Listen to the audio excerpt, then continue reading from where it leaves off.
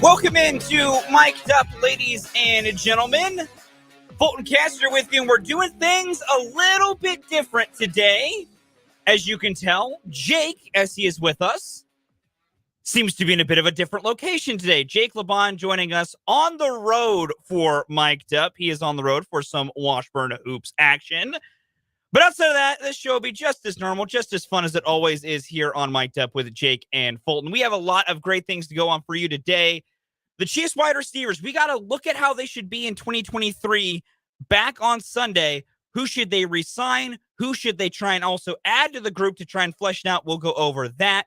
We will also look at Isiah Pacheco, his emergence, not only as the starting running back, but how well he's done simply against the bad run defenses you should be able to run well against. We'll also do a little bit look at K-State football coming up this weekend as well as we will later on the show today have a pair of K-State football tickets to give away, so be prepared and be listening for that as well. We'll play odds makers, then Matt Derrick will join us in the 1 o'clock hour, and Dan Lucero will join us for CrossTalk at the bottom of this hour. But where we begin, Jake, for today's show, the Chiefs wide receivers. You and I heavily discussed that we were wondering what would the receivers look like on Sunday, and it'd be a glimpse into what 2023 could bring. Overall, I would say it was a fairly good success. MVS was disappointing, but overall at this point, I think what he adds is one very specific element, and if he's not catching deep balls, he's just kind of eh. But Sky Moore looked good. Justin Watson performed well. Travis Kelce did what Travis Kelce does. The other tight ends fit in. When it comes to these wide receivers for 2023, looking at what they need to do, we'll start here. Given what Justin Watson has done, and given what he's done both when the room's fully healthy and what he did on Sunday, is it now almost as imperative for re-signing Juju that you also make sure to re-sign Justin Watson? That's a great question that Brett Veach has to ask himself, because what you've got from MVS has been okay, but not what you're wanting from MVS thus far.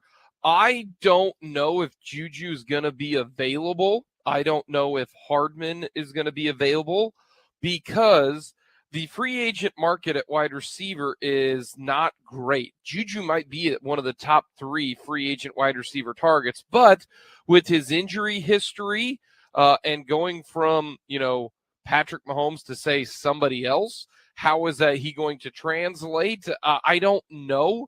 I don't think that they will hit the free agent market, would be my guess if you are one of those individuals. And this is for obviously next year.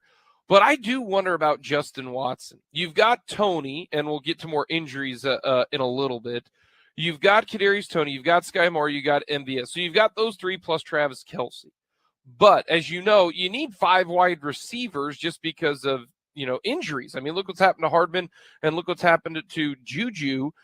We were always wondering, wow, what are they going to do with all these wide receivers? Well, football is a game of attrition, and now they've got essentially just 3 wide receivers healthy, as we don't know what's going to happen yet with Kadarius Toney. But I wonder if the Chiefs and Brett Veach look at Justin Watson and go, man, we might want to sign this guy to a 2-year deal. He's 26 years old. He's going to turn 27 coming up in April. So he'll be 27 years old all of next year. When you look at it, he's already had a career year right now with the Kansas City Chiefs. He's got a career yards in 180 and tied a career high in touchdowns with 2. Now, I would try to bring him back. I think Justin Watson has been a lot more impactful than I would have realized. I would try to bring him back for next year. 1, he knows the system. 2, he's made some plays, and he would be a very good, number 3 wide receiver, to be honest with you. I would look at trying to bring him back on a 2-year deal, because I don't think it's going to cost that much.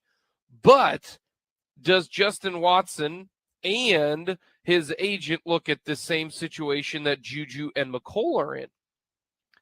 we might as well go to free agency. There's no real reason for us to sign with the Chiefs until we absolutely have to, unless Justin Watson says, no, I'll take the deal that they're going to give me. I want to stay in Kansas City. That's really the only hope that you've got if you are Justin Watson. I think Hardman and Juju are going to go the free agent route and see what's going to happen. But I think Justin Watson, to me, is a better overall wide receiver than Mecole Hardman. Hardman might be able to do a few more things, but that's what Kadarius Toney is for to me. Kadarius Toney is your younger version of Mecole Hardman, who I also think has better ball skills than Hardman. So I don't know if you necessarily go after Mecole Hardman, but Justin Watson, these next couple of games, we know Hardman's going to be out for another 3 weeks. We know that Juju, to be determined. We'll get more info on Juju tomorrow when Andy Reid speaks with the media. Same thing with Kadarius Toney, but a hamstring injury for Toney is more likely. So how impactful is Kadarius Toney, or is Justin Watson going to be coming up for the next couple of weeks? That actually might hurt the Chiefs' chances of re-signing Justin Watson. But if they bring back, if you've got MVS, Toney, Moore, and Watson, and that's all you've got, and then you go out and find another version of Justin Watson, I think that might, with Travis Kelce, obviously. We saw what Sky Moore can do. Sky Moore looked very good. I mean, if you want to call it the Sky Moore game, I'm all right if that's what you end up wanting to do. That showed, hey, with the opportunities that Sky Moore got in the game against the Chargers, he made the most of it. He really, really did. I thought he played well. He 5 receptions, 63 yards, caught some big passes. Justin Watson had 6 receptions, 67 yards. I mean, Travis Kelce, obviously your big-time leader, so they're going to need somebody eventually to take over that spot. But if you've got Watson, Moore, Toney, I think that's a pretty good 4. Throwing MVS, I think that's not bad to have for next year. So I do wonder if that's not maybe in the cards for the Kansas City Chiefs going into 2023. And that's kind of the positives and the negatives for injury. Sometimes injury can open the door for somebody like Sky Moore. He's under contract for the next 4 years. Hey, that's great. More opportunities for Moore. We get to see him more with Patrick Mahomes. That's a great thing. It makes you feel a lot better going into next year. Whereas Justin Watson injuries, not the best thing, because if he has another 3 really good games, more than likely Justin Watson will test free agency, and I don't know if the Chiefs will have a chance to re-sign him. No, I think that's a great point when it comes to what you can do with Justin Watson and him almost pricing himself out. I think no matter what, he should, if him and his agent are smart, test the free agent market. Because the other fact of this is the free agent market next year is not good for wide receivers. It is a who's who of very, very middling guys. Like, I mean, you got Nelson Aguilar, Sterling Shepard, DJ Shark, Randall Cobb, the corpse of Randall Cobb at this point, Marvin Jones, like, just not guys that really seem to stand out of what they should be. So I think Justin Watson, with the expanded role, might at least get a look by some teams in free agency, which could, of course, make the re-signing of him a lot more difficult than we've noted a lot of Juju. The injury history, I'm with you, I think is a great thing to kind of be a point of maybe it'll hurt him, maybe it won't matter, because he was healthy for most of this year until the concussion happened. And concussions are an injury in the injury history all of their own outside of anything else anyone's ever dealt with. But with how well they've played, I think you could probably get one of those 2 back. But even if you don't get one of those 2, with MVS, with Toney, with Sky Moore, and then whichever of those 2 you have, couple that with how good Jody Fortson looked playing more of a receiver style position at tight end for the Chiefs on Sunday, with how good Noah Gray has looked. Honestly, as long as you get one of those 2 back, and even if you got neither, I don't know if you really need to try and get an extra receiver, because the Chiefs, in a weird way, might have that replacement on the roster just in the form of Noah Gray and Jody Fortson, who are listed as tight ends, but they're talented pass catchers who could help with that room. So I think it's important to try and re-sign Smith-Schuster or Watson, but I've become more of the mind of, even if you get neither, I don't know if you really try to put any resources toward another wide receiver, or it's just kind of let Marcus Kemp be active off the practice squad as an extra warm body and basically just run 12 and 13 personnel all the time.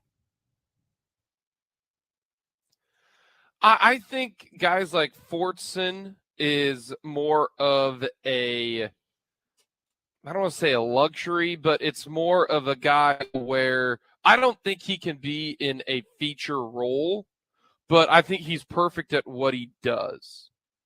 I think it's perfect that he can be that, bigger tight end, hybrid wide receiver where he's great in the red zone. I think that is what Fortson's role is.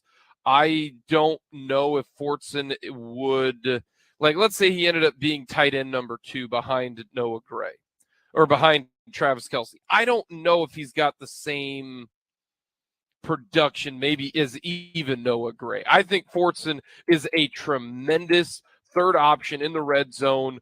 Basically, everybody forgets about him. You put him on a third, on a linebacker, and you don't think of Jody Fortson. That's what I think is perfect about Fortson in his role that he has right now. I think that you still need one other wide receiver. If Watson's gone, if Juju and Hardman are gone, you still need one more because MVS. That's only 3 wide receivers. You're going to have somebody else, and they're going to have the cap space to do it. Now, whether or not what they do with that cap space is going to be fascinating going forward. Do they spend it on a pass rusher? Do they make a big trade? Do they go out and get somebody else because they're going to have plenty of cap space? They're going to re-sign Chris Jones. There's no way you can't. You look at then his cap hit goes down. They're going to cut Frank Clark. His cap hit goes down. You've got a lot of space when it comes to the cap right now. They could even restructure Patrick Mahomes, turn that roster bonus into a signing bonus and make even more money because they didn't do that this last year. So Brett Veach has got a lot of options. He really, really does. But one of them is, the future at wide receiver. And if Tony doesn't go this week, if he doesn't, then gosh, it's going to be Watson, Moore, and MVS, and then Marcus Kemp. He got some playing time. Who else for the Chiefs was elevated up to the practice squad? Cornell Powell got elevated last game. Yeah, exactly. So that's what's kind of crazy about the wide receiver situation for the Kansas City Chiefs right now. It is, and we'll get to the injuries here in just a little bit. But you're right. If Tony ends up not going, you're even thinner. It's weird. The Chiefs get very thin at wide receiver. Their benefit and how they are built better than other teams to handle that is their tight end situation. I think you are correct. I'm a noted Jody Fortson guy. I don't hide that at this point. Never have, never will. I do agree, though, with you. He's never going to be a featured guy. I don't think he has the specific skill sets, the specific kind of variations to the route tree and different things like that can make him a featured guy. But as you saw on Sunday, in small spurts, he's still very helpful. Noah Gray is progressing. But no, you're also on the fact of if certain guys can't go, we'll get an even deeper look at what the wide receivers could look like coming up in this next matchup against the Rams. Because, Marcus Kemp and Cornell Powell are joining the show yet again. And that's another thought as well. If you don't re-sign Juju or Watson, is, Cornell Powell still technically exists. He's never done anything in the NFL, but he technically exists and was a 5th-round pick. I do want to say with this discussion, we had a text on the Bigger Tires text line, which you can also, everyone, join in on. 785-272-9429. A text from the 785. So is it a foregone conclusion that Juju is definitely gone next season?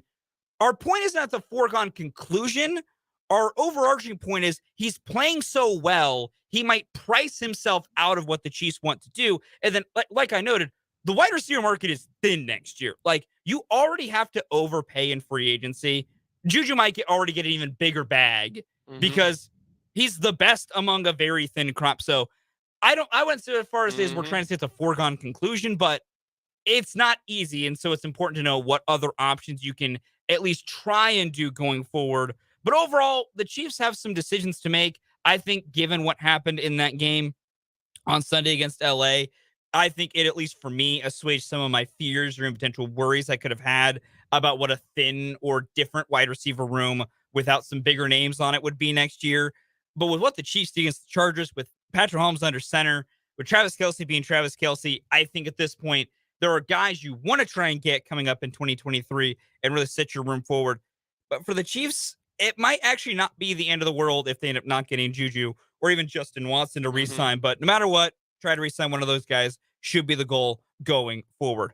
We'll take our first timeout here on Mic'd Up. When we come back, the injuries are starting to pile up for the Chiefs at wide receiver and other spots. We'll take a look at some of those quick notes coming up next here on Mic'd Up.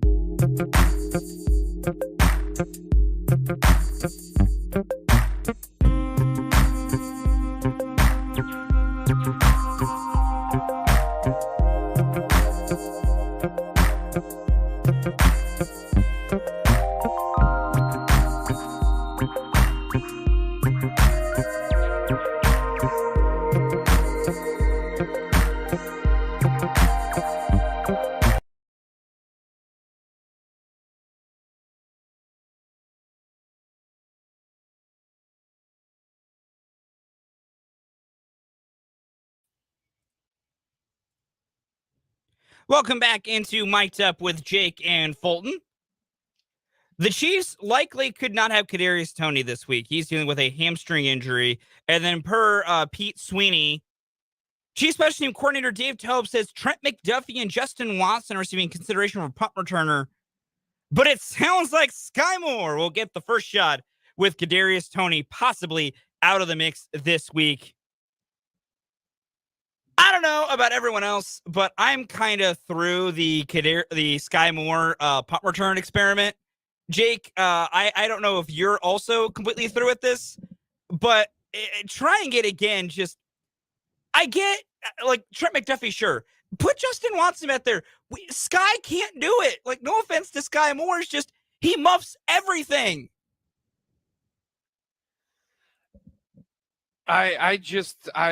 fool you once, shame on you. Fool you twice, shame on me. Fool you 3 times, like that is who you are. Maybe give it a shot next year, when it comes to that. So I don't know why McDuffie's not back out there. His hamstring is fine if he's played now in 2 games. I'm wondering what the deal there is. You don't have a dynamic one back there, so just find a guy who can catch the punt and just call fair catch every time. It's not difficult. I mean, your team doesn't have an elite guy, so that's okay. Just get the football and let the best player in the league take over. I'm 100% with you at that point. It's just Sky Moore seems to have an issue fielding the punt cleanly, and that to me is the most important part of the punt return. I don't care about getting the yards from it. I don't care about moving forward from it. It's just field the ball. So I don't know what is the obsession with Dave Toub of making Sky Moore the punt returner, because even no offense to Sky, it's not like he's a shifty, very massively elusive guy anyways. So it isn't like, he's a speed burner back there. If he catches it, he can make 8 guys miss and score a touchdown. He's not. He's more of the possession wide receiver, bigger guy at 5'10". Yeah, he's not Kadarius Toney, he's not somebody who is, like even Phillip Brooks for K-State, really good punt returner, you know what I mean? Like, he's not that type of guy. So just somebody call fair catch and let's move forward. Dante Hall is not showing up. He's not Tyreek Hill, nobody of that caliber when it comes to the punt return. Yeah, none of those guys are going to be walking through the door anytime soon to try and return the punt. I don't know what seems to be this idea of having Sky Moore continuously do it, because I just don't know if he has the skill set that makes you want to put up with the headache of a guy who does not seem comfortable doing that job. I'm with you on Trent McDuffie. If his hamstring's well enough to be playing corner at a decently high level at this point in the action he's been in since he got back from his injury, I don't know why he couldn't also be trying to return the punts. And then just in general, Justin Watson, maybe he's not shifty. He at least has speed. He's built to be a speed guy. He at least, somebody that if you put him back there, you have the idea of, he gets enough of a wall of blocks or something going forward. He might actually have some straight line speed and be able to outrun some people. So I think quite literally any one of those options that are being presented, not named Sky Moore, is the best option. I get that things get different with McCole Hardman injured and he's on IR, with Kadarius Toney with a hamstring injury. I get it. But overall, it just makes absolutely zero sense to me. As I've said, Dave Toub, I think, needs a little bit less fire thrown at him for other things. But this Sky Moore stuff, I am totally fine people continuing to hold Dave Toub's feet to the fire for these issues.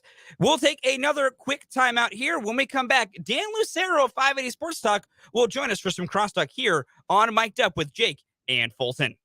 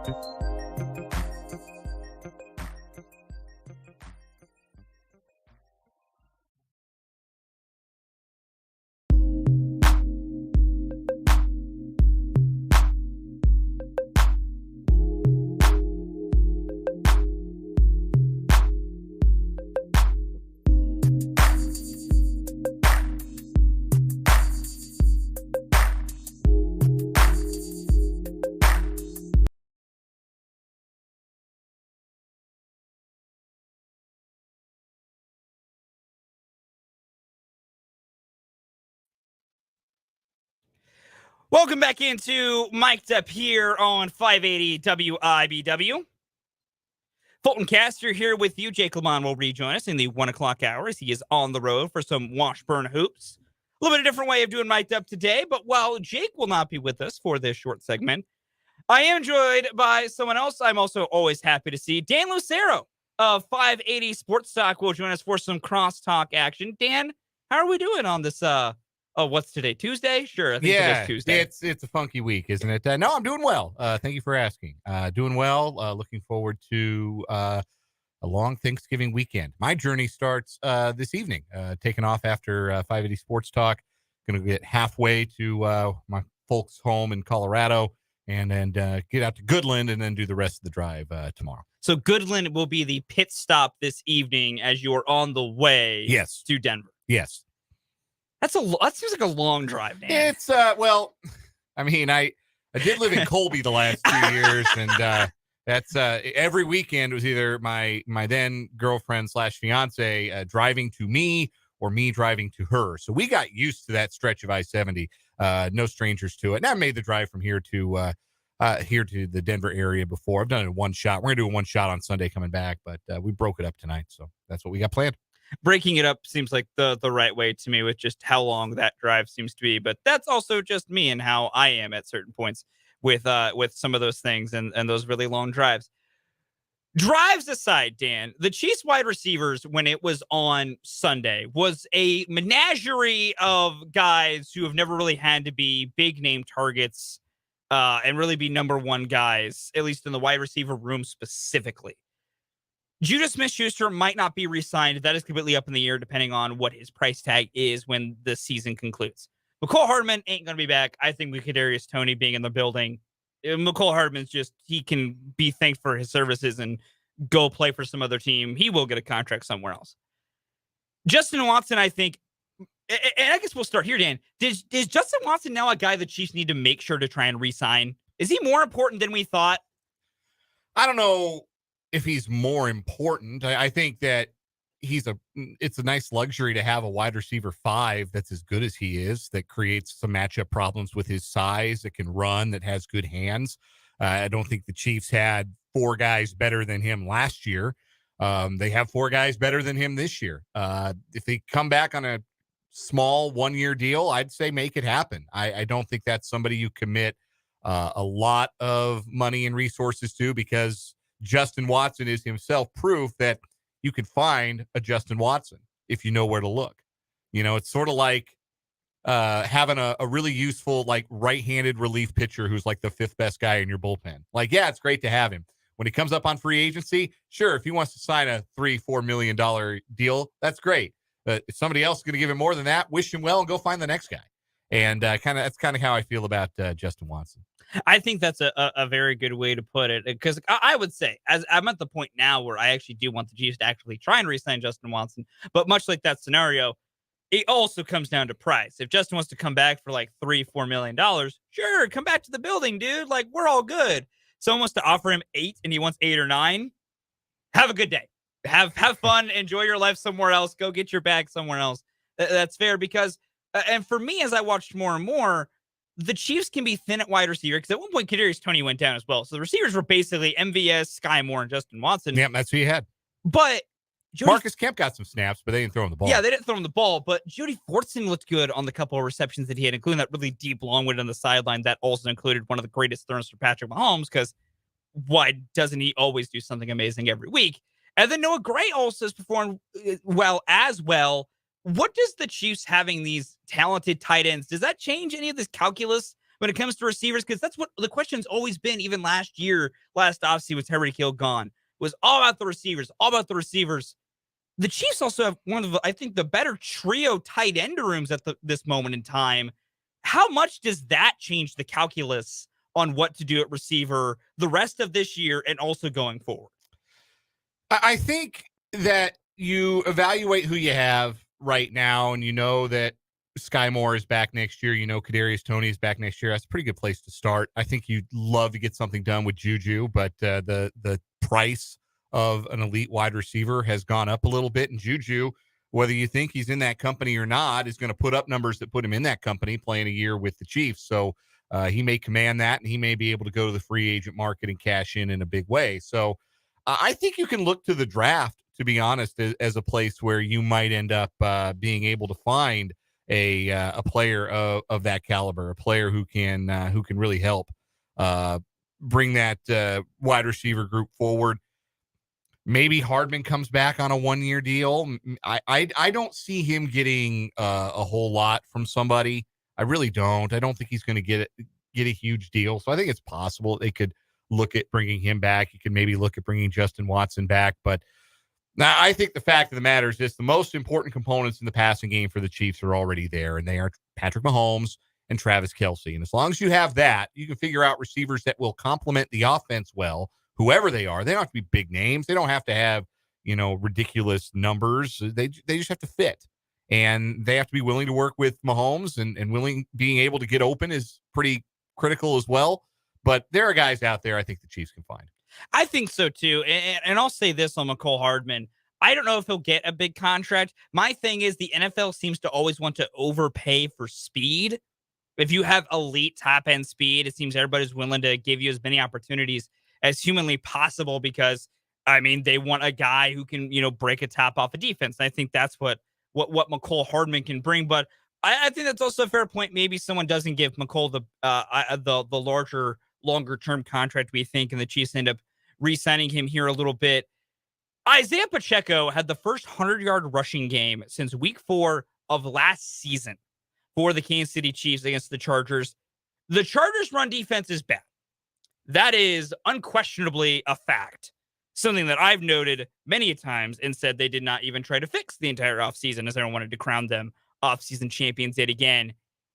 Even against a bad run defense, how impressed have you been with Isiah Pacheco the last 2 weeks of 86 yards against the Jags and then 100+ yards against the Chargers? How impressed have you been with him the last 2 weeks?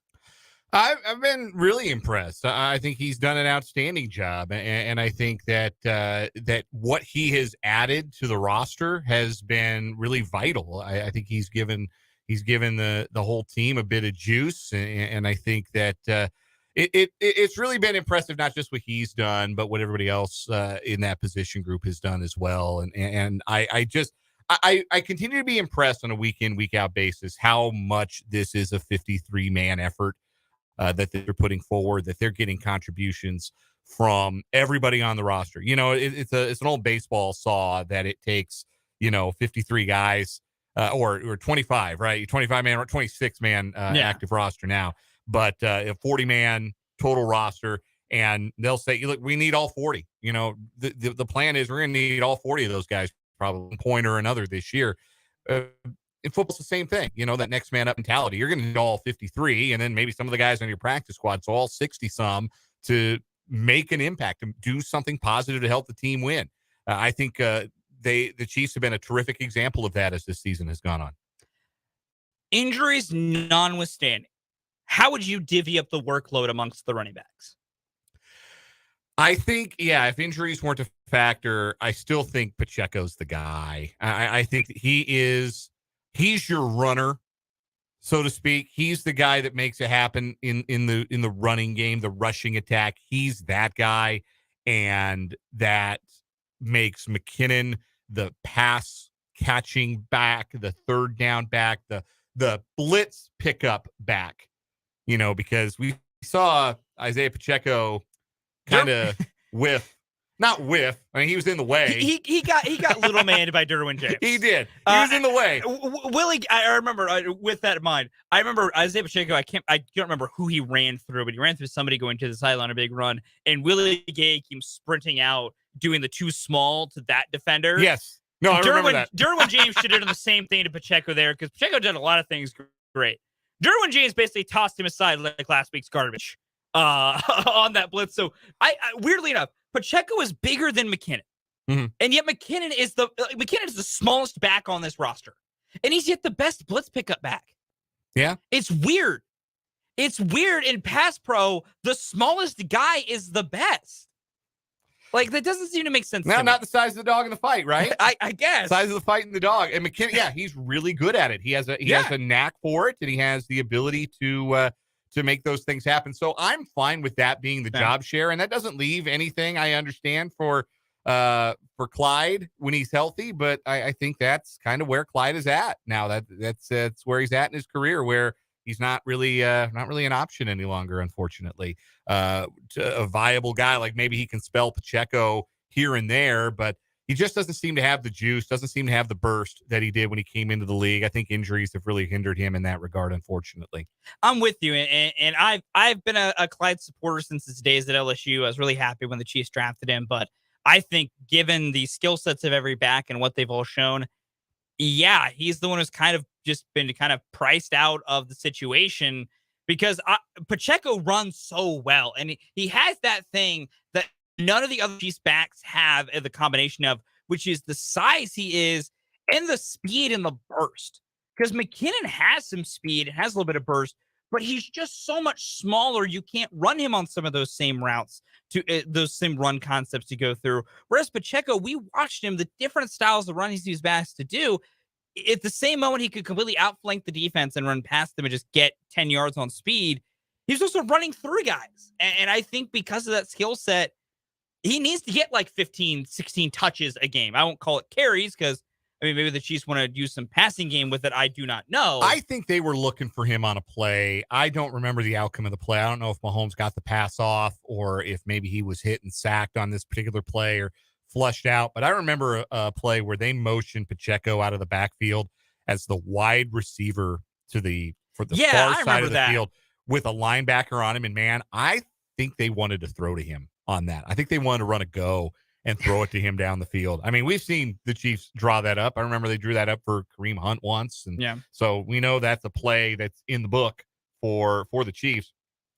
I do think they're looking to use him more, and I think that he has kind of started to understand a little bit better the value of patience as a runner. Not, some runners are just elite with that trait. Kind of like you think about like prime Le'Veon Bell, the way the game would just kind of slow down for him behind the line. He'd pick the hole and he'd just go.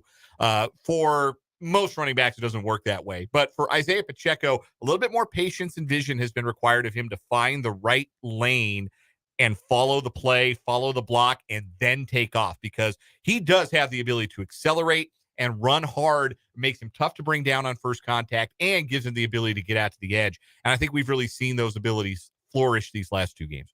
I really think so. We have as well. And I mean, remember Brett Veach during the draft said he thinks that there's 1,000-yard rusher in the 7th round or something. I don't know if Pacheco would be 1,000-yard rusher. I'm not willing to go that far with any sort of predictions on what his career could be. But it looks like Brett Veach wasn't wrong when he said there was going to be one or even two very good running backs taken in the later part of the draft. I mean, Pacheco's a 7th-round pick, and he's already in his rookie year supplanted a starting running back role over an incumbent first-round pick. Let's move to some college football here, Dan. The Kansas State Wildcats and the Kansas Jayhawks. I assume you're going to agree with what I'm about to say. This is the biggest sunflower showdown in almost 20 years. Yeah, I think it is. It's hard to think of a bigger one, of one with more on the line for at least Kansas State. You win and you go to Arlington to play for the Big 12 championship the next week.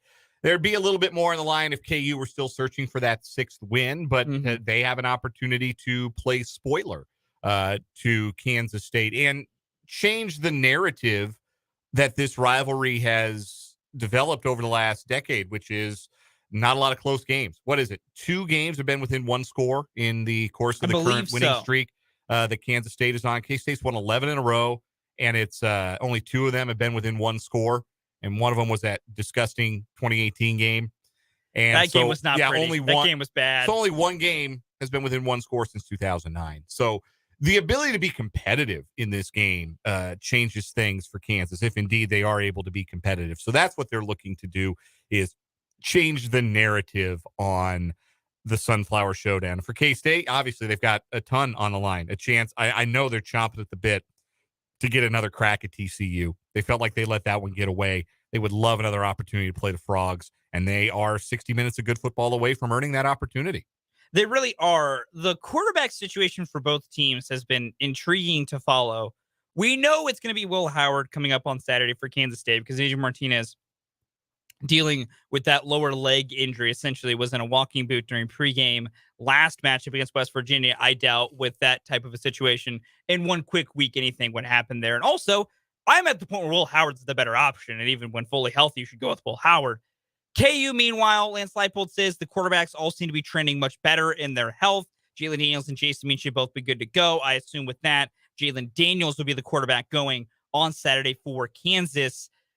First, the Kansas offense versus the K-State defense. That K-State defense is nasty. It is tough. Even though it's going to be without Kobe Savage, even though it might be without Sincere Mason as well.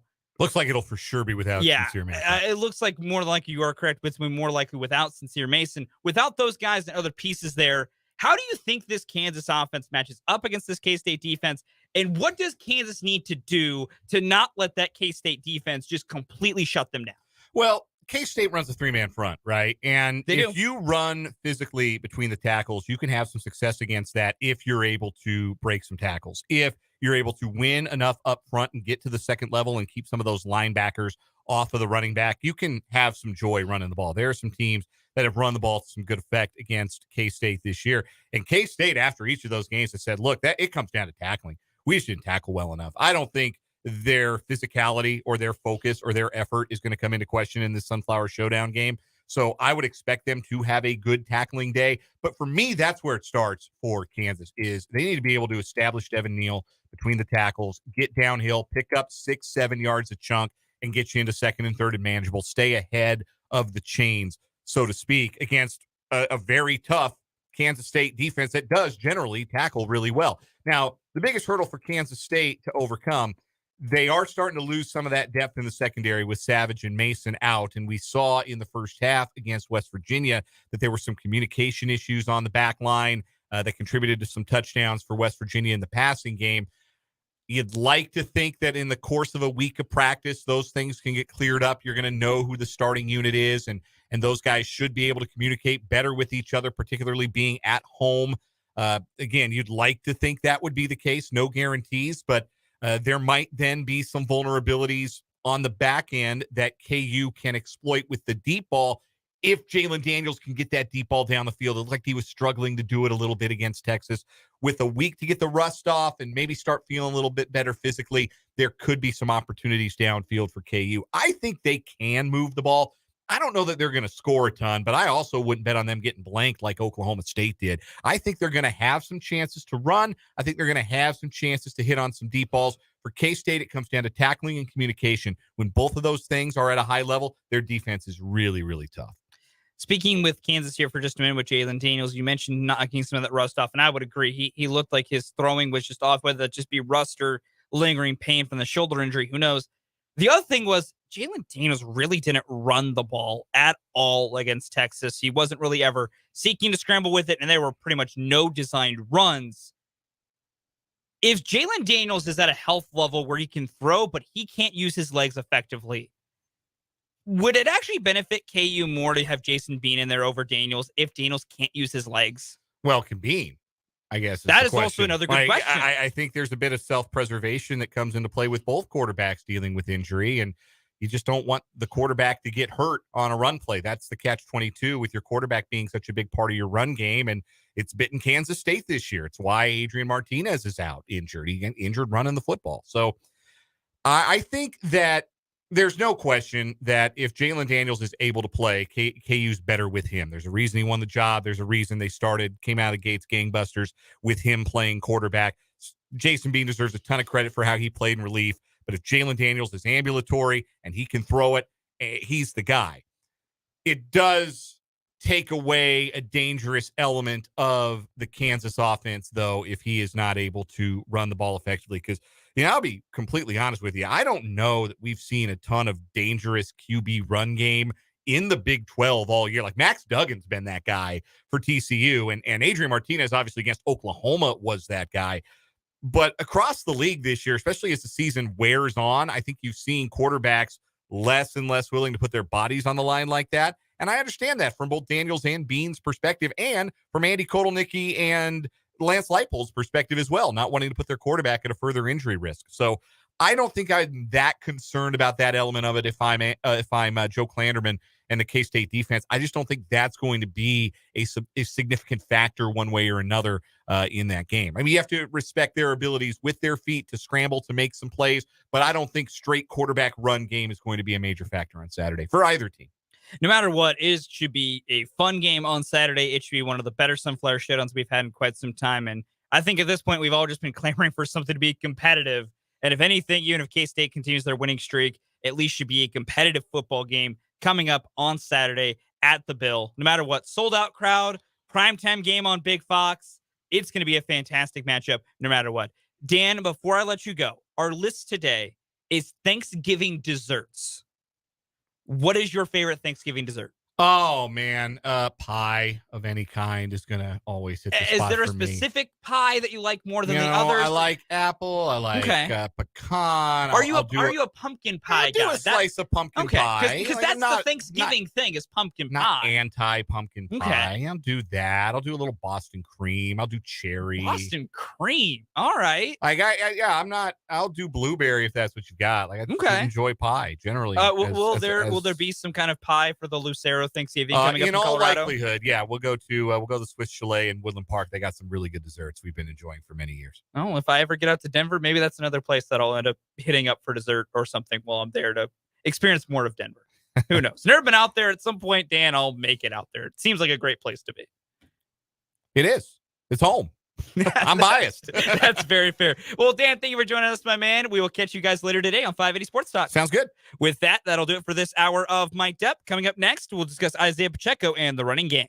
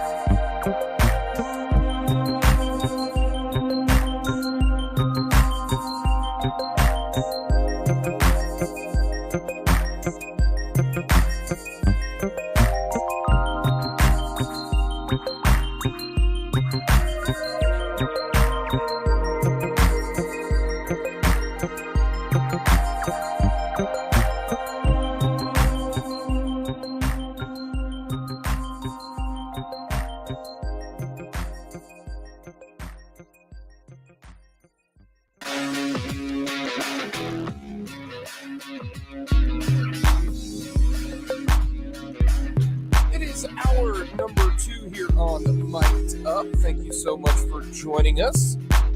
Jake Lamont joining you here from the friendly confines of the Fairfield Marriott in Shawnee, Oklahoma, as the Washburn men's basketball team set to play tonight at 7:30 against Oklahoma Baptist. Fulton Caster back at the 580 FM News 104.9 studios. We got Kyle running the show, so we got a few different people at a few different spots. Thank you so much for joining us on this Tuesday afternoon. We got lots to get to the rest of this hour. Another edition of Everyone Loves the List. It will be Thanksgiving desserts. That is what we're going to get to today on Everyone Loves the List. We're going to talk with Matt Derrick. We normally talk with Matt on Tuesdays at 12:30, but Matt had to get pushed back to 1:30 due to the Chiefs decided to do media availability today instead of on Thanksgiving, which is understandable. So we'll talk with Matt coming up in the 1 o'clock hour. We'll also hear from Austin Moore, K-State linebacker for the K-State Wildcats, as they were in a meeting with the media today. So that's coming up in the 2 o'clock hour. And, of course, another edition of Odds Makers. As always, hit us up on our Big O Tires text line, 785-272-9429. Check us out on Twitter at SportsOn580. You can also check us out on YouTube and check out all the recaps, everything on our YouTube page, youtube.com/@SportsOn580. Just go to YouTube, type in SportsOn580, hit the subscribe button. Trust me, great content from local everything when it comes to high school, KU, K-State, Chiefs, Royals, all of that. We will get to a lot more, but some little news updates today. Kansas State fans, it will be Will Howard yet again. Will Howard will be the starting quarterback. Adrian Martinez is getting healthier, but he is still out, so Jake Rubley will obviously be the backup in this situation. Not great news for Kansas State on the defensive side of things. Sincere Mason, who took over for Kobe Savage, is now out for the season. That is a brutal blow for Kansas State, as they're getting very, very thin at the secondary spot. Really, really is. So that is a bummer. No Sincere Mason, no Kobe Savage. They might have to move some bodies around a little bit depending upon how they feel about who the second or third string is, but that is a huge blow to Kansas State. And good news is that KU is not a dynamic passing team for the final game of the regular season, as right now K-State just needs to win the Sunflower Showdown and TCU to win their game against Iowa State. And if that's the case, then K-State is going to be guaranteed the Sugar Bowl, which would be awesome. So some other news here from Chris Kleiman, as he just met with the media, says that he would prefer KU and K-State to continue playing the final week of the regular season in the future. Loves ending the year with a rival game. That's some other news from head coach Chris Kleiman of Kansas State. Might as well get you a little World Cup update. One of the biggest upsets in World Cup history happened earlier this morning. When you woke up, Saudi Arabia beat Argentina 2-1 in a huge upset. I mean, huge. Argentina was the second biggest favorite to win the World Cup. Now, they still obviously can, And good news for Argentina is that Mexico and Poland played to a 0-0, 0-0 draw. So that helps out helps out Argentina. If they win their next two games, which they very well could against Mexico and against Poland, then they're probably in. So that is a huge upset, though, today. Mexico did not take advantage of that. If Mexico would have beaten Poland, boy, they were in the catbird seat when it comes to that group, but instead they both tied. So that is big news there. And just how big is the World Cup for other countries? Saudi Arabia beat Argentina. I'm not kidding when I say that. But Argentina is such a big win for Saudi Arabia that the country is declaring a national holiday tomorrow when they wake up. Saudi Arabia declares tomorrow a national holiday after upset win against Argentina. You get the day off. If USA beats England or beats Argentina, I don't even know if it leads the papers in the United States, but in other countries, the whole entire country shuts down. That is how big the World Cup is to other countries, not named the United States. A national holiday because of a soccer match that you won in an upset. Like, that would be like the United States shutting down when UMBC beat Virginia in a 16-1 matchup. Like, that's how crazy that is. Like, it's the World Cup is a different beast for other countries. We don't even register on their scale of the World Cup. Think about that. They're shutting down Saudi Arabia to celebrate a World Cup win. They might not even make it out of the group. And they're going to shut down the country and declare it a national holiday. That's incredible. It really, really is. Want to get to some talk about the Kansas City Chiefs and running back Isiah Pacheco. He is the guy.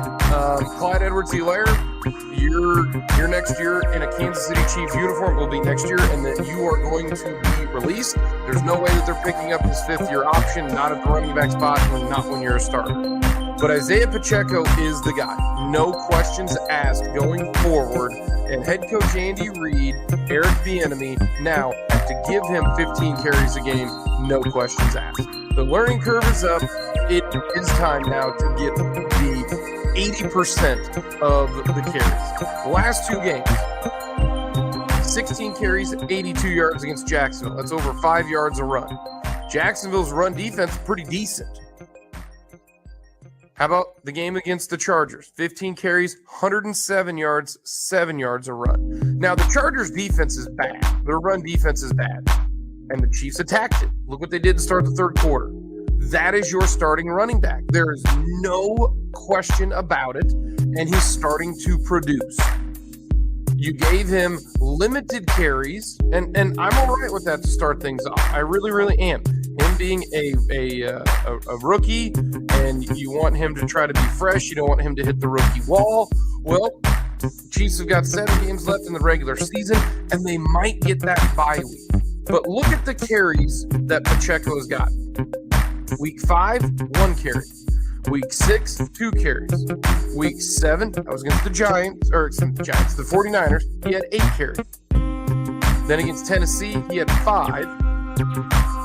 Against Jacksonville, 16. Against the Chargers, 15. He is now your starting running back. You have to treat this as if he gets the football 15 times. A running back is a lot like a new car. You don't try to push it too much early on, but once you get it going, once you get it out of, 500 miles, 600 miles, and you get it revved up, then it can start to you can really start letting it loose. That's what I think for the Kansas City Chiefs on the macro and the micro with Isiah Pacheco. You wanted to start him out slow. You wanted to start him out getting used to things. Well, now they've done that. He knows what's going on. Get him going in the first quarter, but you got to still try to let him figure out the game a little bit. That's where 15 carries for Isiah Pacheco needs to happen every single game. I am fully okay with bringing in McKinnon as your third down back or something of that because McKinnon is terrific at pass pro. The one good thing about social media is that you can see so many great clips. If you follow the right people on social media, you can see how great of a pass blocker he is. And he's great out of the backfield catching the football. Have him be your third down back.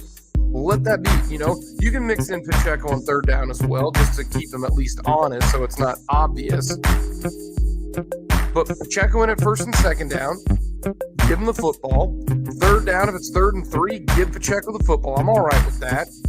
And then McKinnon is your second down, is your backup. And you can save McKinnon for the playoffs if you like his running style in the playoffs like they did last year. But those are your two running backs. The days of Clyde Edwards-Helaire to me are over. We are done with Clyde Edwards-Helaire being a factor for this Chief team unless Pacheco or unless McKinnon gets hurt. That's it.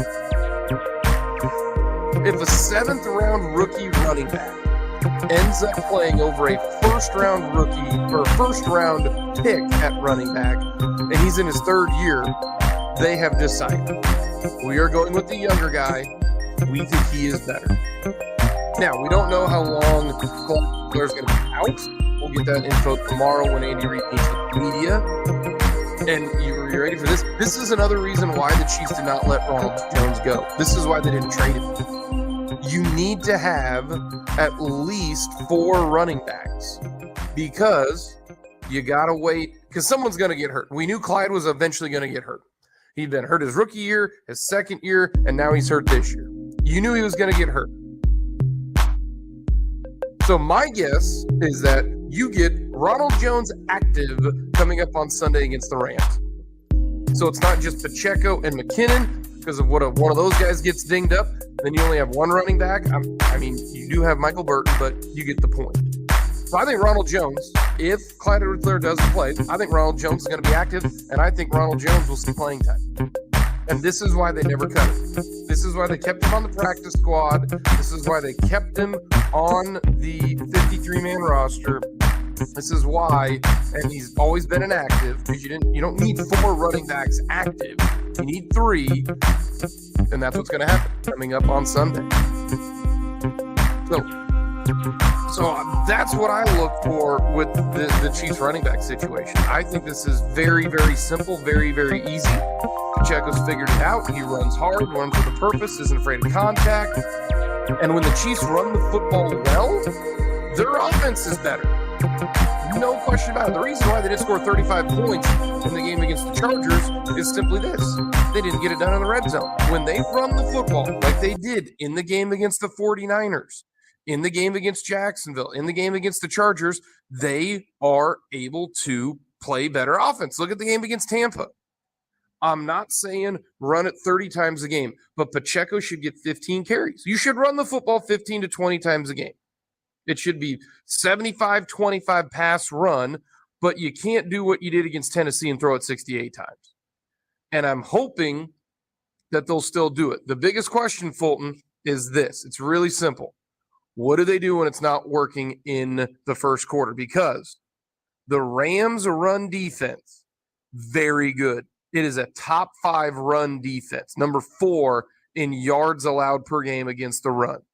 What do they do with Pacheco? What do they do with the run game? First quarter, they get 5 carries for 6 yards. Is it, hey, we're done? Or are they able to run it against a good run defense? The Rams' run defense is very good. What will we see coming up on Sunday with this Chiefs rushing attack? And it doesn't need to be great. It just needs to be a viable option. If you run it 10 times and you get 50 yards, 5 yards a carry, that's viable. That's good. That is perfectly fine. But that'll be interesting coming up on Sunday, what they're going to do against the Rams run defense that's really good. And I want Pacheco to get the football 15 times. Like that's exciting to me. So that's something that I'll be following is 1, will Rojo be active? 2, how many times will they give the ball to Pacheco, and can they do it against the Rams running defense? I'm 100% with you there, Jake, on what they end up trying to decide to do, because it would be tough and it would be interesting to see what they try and do when it comes to the running game there. But the Rams are a team that are down right now. They're not playing incredibly well at any sort of level. And Pacheco needs to get to my opinion, 13 to 15 carries is what he needs every game. Depending on how effective it is, that can kind of change and, change the calculus on the math there a little bit. But overall, 13 to 15 carries, I feel is the right place to be, because if he's averaging 4 to 5 yards a carry, which he has done the past 2 weeks, that's such an effective and important part to your running game. I don't know what to think of the Chiefs running attack, because against bad rushing defenses, they've been good at running the football. Against good rushing defenses, they don't even try. So I don't know what they're going to do. I still want Mahomes to throw the ball 40 times a game. Patrick Mahomes needs to throw the football 40 times a game. That's the smartest thing for the Kansas City Chiefs. He threw it 34 times against the Chargers. 329 yards, 3 touchdowns. He was terrific. They ran the football 27 times. That is a great ratio. And if you're up at the end of the game, like when McKinnon fumbled the football, they wanted to run it a little bit more there because it was working, then yes, do that. But in a game in which the Chiefs, let's say they run 60 plays, 40 rushes or 20 rushes, 40 passes. That was the perfect balance in the game against the Chargers, because it worked. And if it works, there's no reason to not try it, on, first down, but sometimes throw it on first down, second down and 7, perfect time to get a run, and you just wear the defense out. So it will be fun and interesting with the game coming up Sunday against the Rams, because the Rams do not have a good pass defense outside of Jalen Ramsey. They don't. And in fact, they might not even try to deal with. I wonder what they'll do. Will they put Jalen Ramsey on Travis Kelce and say maybe we can have Jalen Ramsey play on the inside? I don't think they will. But this game on Sunday, and it might not matter a whole lot because the Rams might be starting. I don't. Who is their backup quarterback? It will either be Bryce Perkins, or you could get real wild and John Wolford could get a start as well. So is Stafford officially out? Last I heard, he is not. I have not heard any updates on him through the concussion protocol. We'll take a look at some injury reports and what have you. They start coming out later on today and coming into tomorrow as well. But last I heard, he was still in concussion protocol. So as of now, it either be Bryce Perkins or John Wolford getting the start. Oh, I like our chances if you were a Chiefs fan. I am 100% with you there, Jake. There's a reason the line opened up at 14.5 at our friends over at FanDuel. If Matt Stafford doesn't play, it is probably not going to go well. We'll get another timeout when we come back. Everyone loves the list. Best Thanksgiving desserts. We'll talk about that next here on Mic'd Up.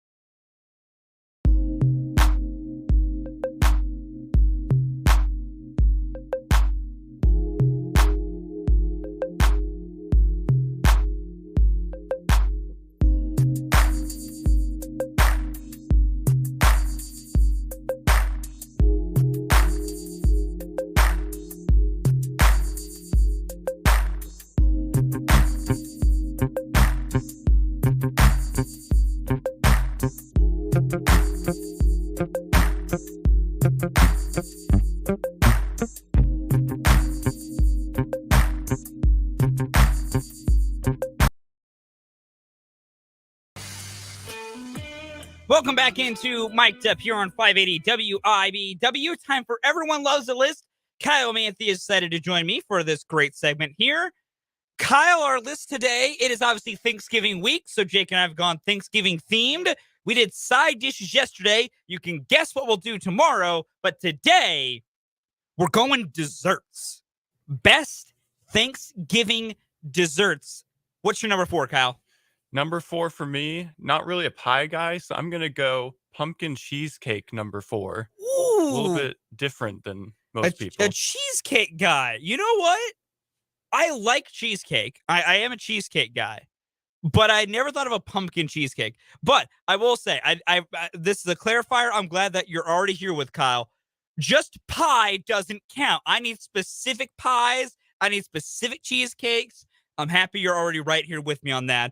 Number 4 for me, this is not an often one, and this is maybe not even a specific Thanksgiving dessert. But my number 4 is just, if we're going to go basic and I just need something sweet on the table, just give me a good plate of brownies after a Thanksgiving meal. It's not Thanksgiving specific. I would like something a little more Thanksgiving specific, but I'll also just take a good plate of brownies. I won't complain about it. Nope, no complaints for me either. Number 3 for me, kind of the same thing as you, except I'm going to go cinnamon rolls, kind of leading into December holidays. The fall maybe get idea? more of that Yeah. vibe. That's why I got cinnamon rolls number 3. That's a good pick. That's honorable mention for me. That's a good pick. Number 3 for me, it's a classic. It's an American classic. Give me just a good apple pie. Give me a good apple pie, and I'll be very happy after my Thanksgiving meal. You definitely can't go wrong with that.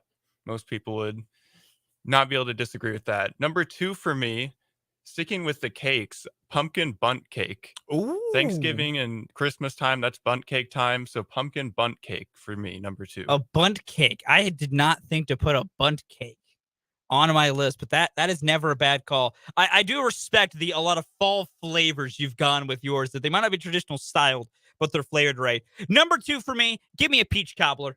It's very Southern, but give me a peach cobbler. There's nothing better than a good peach cobbler. Truly, there is not. It's fantastic. It's great. It's beautiful. It's lovely. Give me a peach cobbler. Number 1 for me, sticking with cake, I want carrot cake. Number 1 choice for Thanksgiving. What is wrong with you? It's A so carrot sweet, cake? and you get carrots inside of it. You can't go wrong with Get it. out of here. Get out of here with a carrot cake take. That's number 1 is very simple. I don't get any hate it ever receives. The best Thanksgiving dessert is a pumpkin pie. There is nothing better. That is the best dessert you can have at Thanksgiving. Give me a pumpkin pie with Cool Whip on top. Easy, guaranteed, done. Simplest way every single time. That'll do it for Everyone Loves the List today. We're going to take a timeout. When we come back, it's time for Matt Derrick to join us for Herman's Beat Smokehouse Chiefs Insider.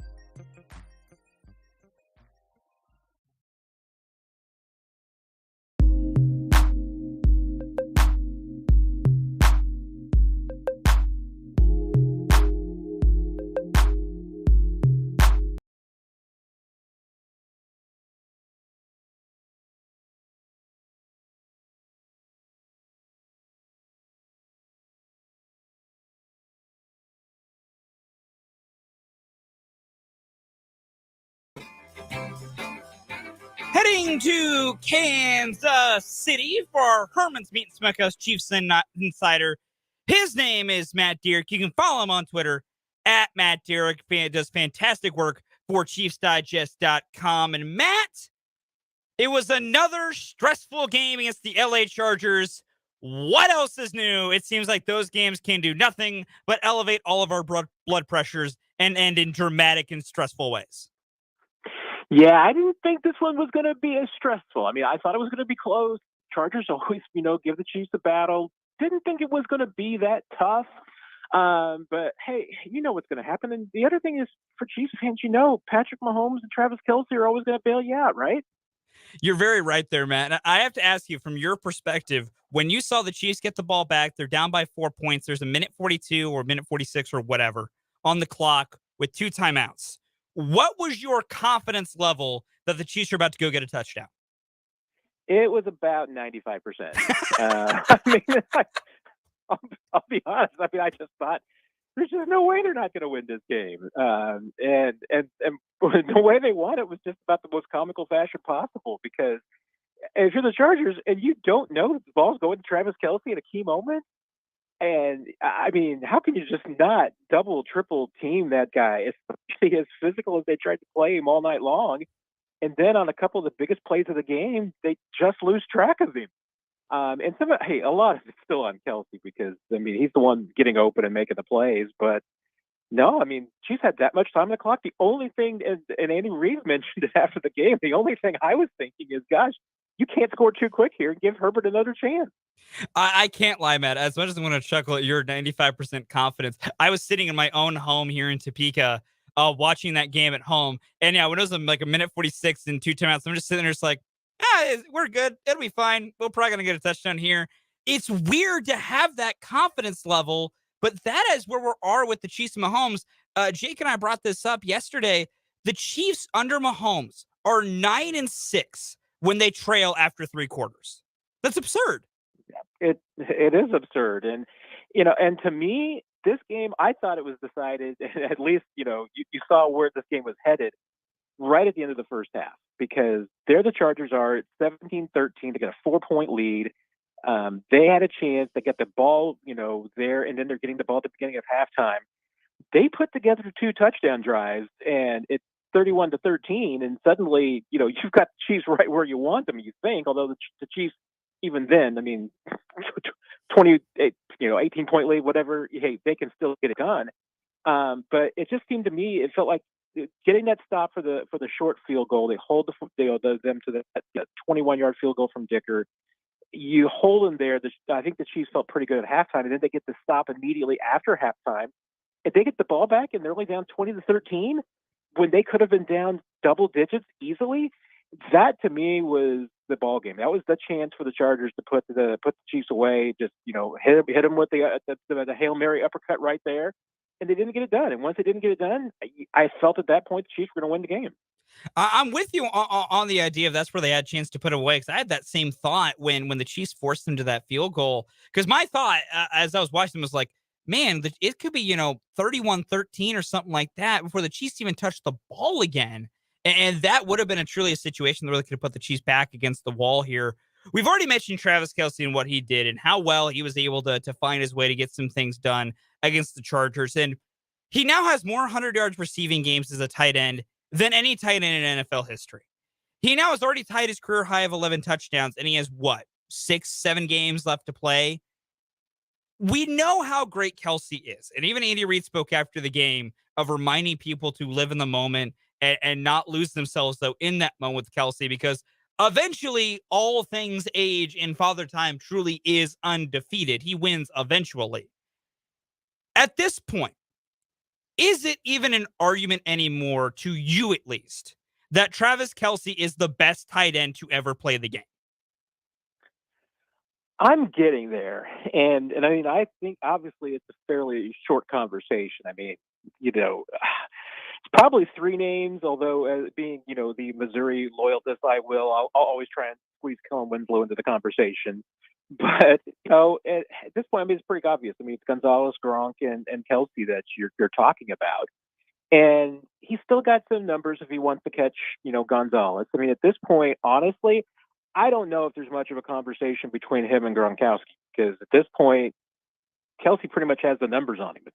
So I almost think that that's a foregone conclusion. And now you're just getting down to T-God and Travis. And you know what? They're different receivers. They accomplish different things. I don't know if there will ever be a bigger red zone threat and a touchdown threat than Tony Gonzalez was. I'm not sure that there's ever been a tight end better in the middle of the field than Travis Kelsey is. And I think that to a degree he may need this season, to really put himself over the top and to put him in that conversation as maybe being the number one tight end of all time. Because I think the one knock on him has always been that maybe he's just not the scoring threat that some of those guys have been in their careers. If Travis Kelsey ends up with like an 18 touchdown season, I think he's going to be able to, knock that off a little bit and to show that, he did have that in his game too. And this year, in particular, the way he's been getting it done and the way he's scoring, I mean, you just don't see tight ends do that, particularly not at 33. I mean, that's the other part of this too. He just seems to be getting better with age, even at a time that I know that he is not as fast as he used to be. He's not as quick as he used to be. He's not maybe has as much stamina as he used to have. I know Father Time's catching up with him, but he's not showing it yet. He truly isn't. It's tremendous and it's amazing. It's a thing I try to always remind people that don't take for granted, or at least try to be realizing what you're watching. Because I think sooner rather than later, and I keep saying that, and then at times I'm like, man, I say that and he's going to play for like 7 more seasons and I'm going to feel like a fool. He's going to be 38 or 39 or 40 and somehow still running past everybody on the field. And I'm just going to be laughing to myself and feeling foolish. But it's truly, he's putting up all those numbers. I'm at the point where I don't know if I put him fully past Gonzalez, but I think him and Tony are the discussion points. I don't blame you for wanting to put Kellen Winslow in there. I understand where you're coming from with that. But for me, between Trav and Tony, it is what it is at this point. Moving past Travis and even the passing game here for a minute, I want to focus on Isiah Pacheco for a moment. Has the first 100-yard rushing game for the Chiefs since week 4 of last season. He's now put together back-to-back games of well over 4 yards a carry. He's running with good burst. He's seemingly running with better vision than he started the year with. Is this just a case of the game is finally slowing down for Pacheco? I think it may be because, this was the guy in training camp that just impressed everybody. It was causing all the buzz. He just had this innate running, sense of ability. I mean, especially this north-south ability to just hit the hole, go through it, run through everything. He's not Jamal Charles. I mean, he's not the most shifty guy in the world or anything. But at the same time, I'm not even sure if Jamal had the kind of, north-south approach that Isiah has. I mean, he can just hit a hole, and all he needs to do is make one move, and he can get a few more yards after that. And that's what you kind of saw him doing the other night. I mean, he gets a hole, gets 4 or 5 yards, makes a guy miss, and he gets 5 more. That's what he's got the ability to do. I don't know. We'll see how much of a home run ability he's got. That's one thing that's really been missing from the Chiefs offense. Damian Williams is really the last guy that could do that and break off a 60, 70-yard run, it seems like. We'll see if he's got that in his bag, but you see what the Chiefs saw, that this was a guy that, he's got some skills. I mean, certainly there's some running ability there. There's some technique. And we haven't seen that kind of burst in a while, because Clyde never really has shown it yet at this point in his career. For Pacheco to be doing this right now, I think it is a lot of it is that he's just getting more confident. The game is slowing down for a bit. He's seeing things better because he seems to be playing with a lot more aggression and just hitting things a lot quicker than he was. All right. Take injuries out of the equation. Everyone's healthy. Injuries are not a factor in this question. How would you divvy up the workload between the Chiefs running backs? That's a great question because I'm trying to see a reason why I should, be giving the ball to Clyde much at all. And honestly, of late, it's been hard to make that case. So if anything, the Chiefs game the other night's probably the best example. I mean, Pacheco should probably be getting the ball about 70% of the time. McKinnon is going to be your guy on pretty much every third down. Probably a lot of second and longs, the occasional first down when you're going to want to throw the football, something specifically designed for him. But he's going to get about 25% of the snaps. Hey, Edwards-Helaire, hey, Pacheco needs a breather anytime, put him in there.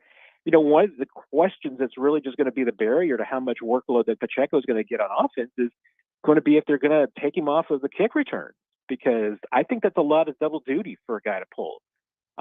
So right now, I mean, Pacheco had 15 touches the other night. That's probably about right. If you want him to be, a guy getting 20 to 25 touches on occasion, I don't think you can have him returning kicks too. So you'd have to have somebody fill in for that. But what the Chiefs did the other night against the Chargers, I think that's exactly the model going forward. That's where I'd be at. I'm at a point that unless the running game for some reason isn't working, you got to give Pacheco at least 15 carries in a game. Jerick McKinnon, I get him in pass pro because, and I guess real quick here, Matt, does it surprise you that Jerick McKinnon is the best in pass pro? Because he's the smallest running back on the roster. He's not the big guy like Pacheco is, or even Clyde Edwards-Helaire's got some muscle to him, even though he's shorter, but he's thicker. McKinnon is the smallest, lightest running back on the roster, and yet it is clearly far and above he is the best option in pass pro. Does that surprise you at all?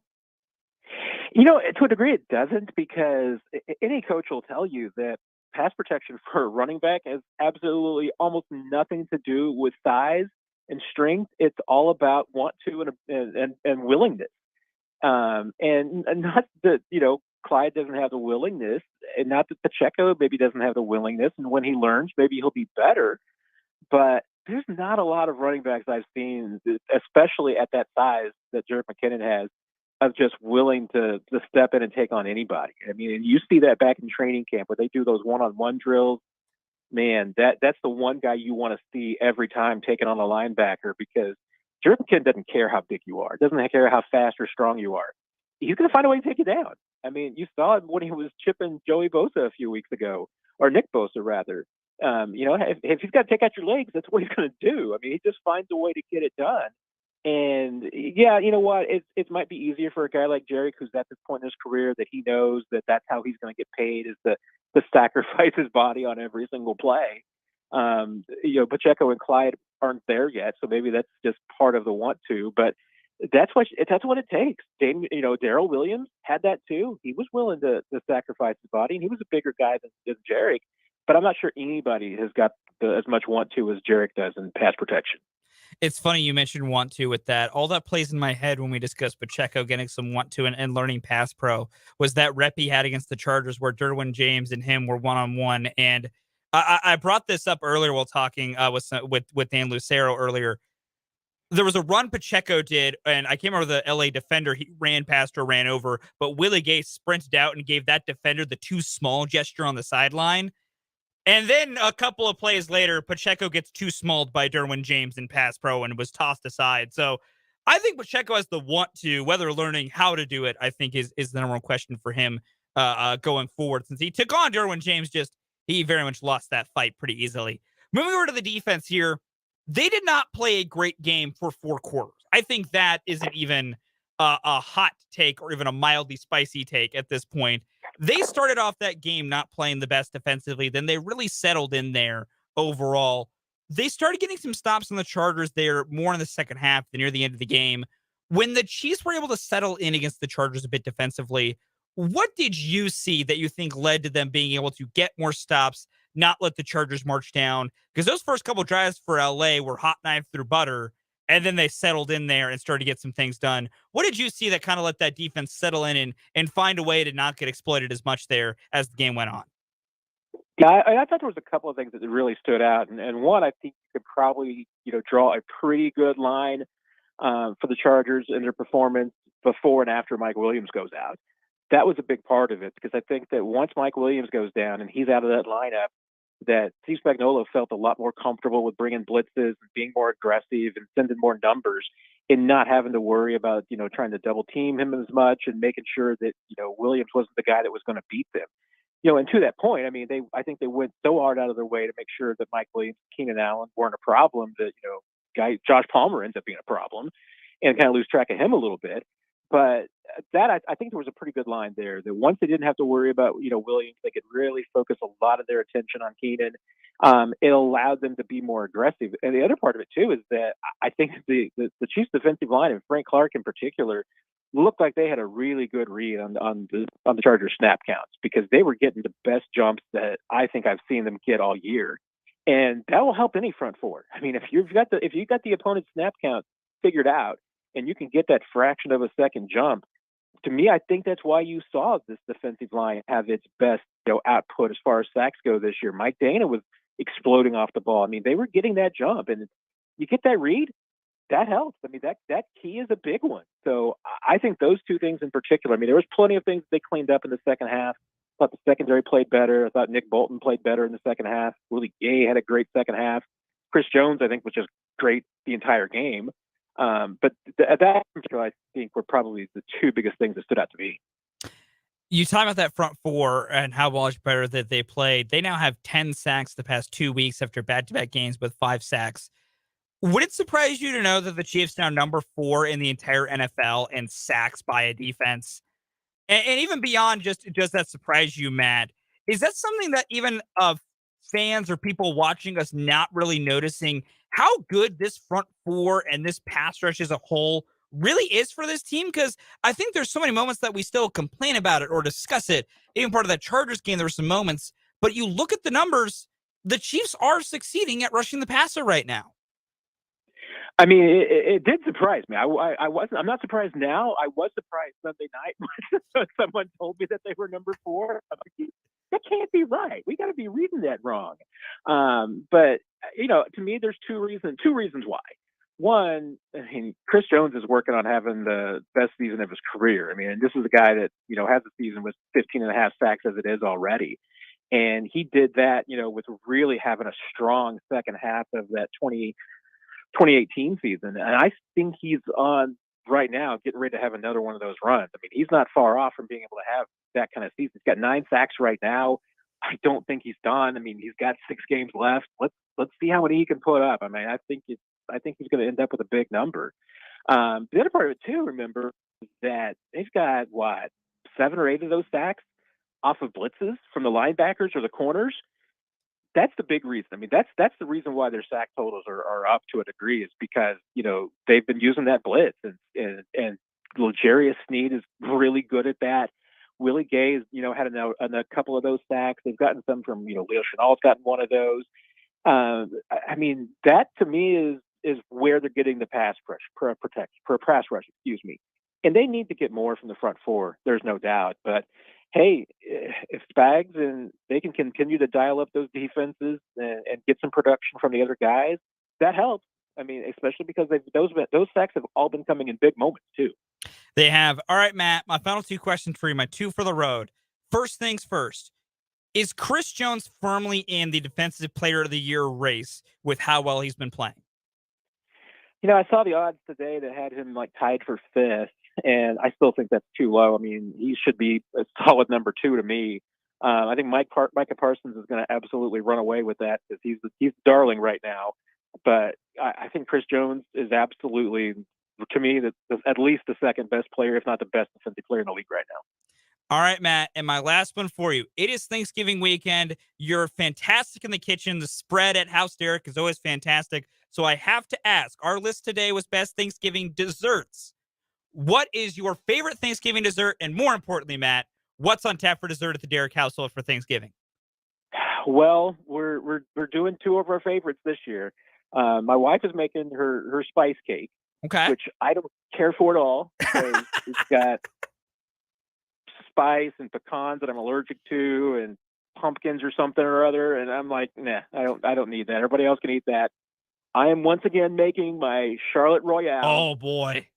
So it is the dome of peanut butter mousse encased around with the chocolate Swiss roll.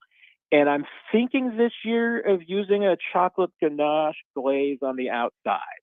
So we'll see if that gets added to it. But I'll share some pictures on social media when it's all done and everything, especially if the ganache gets pulled off successfully. You'll definitely see that.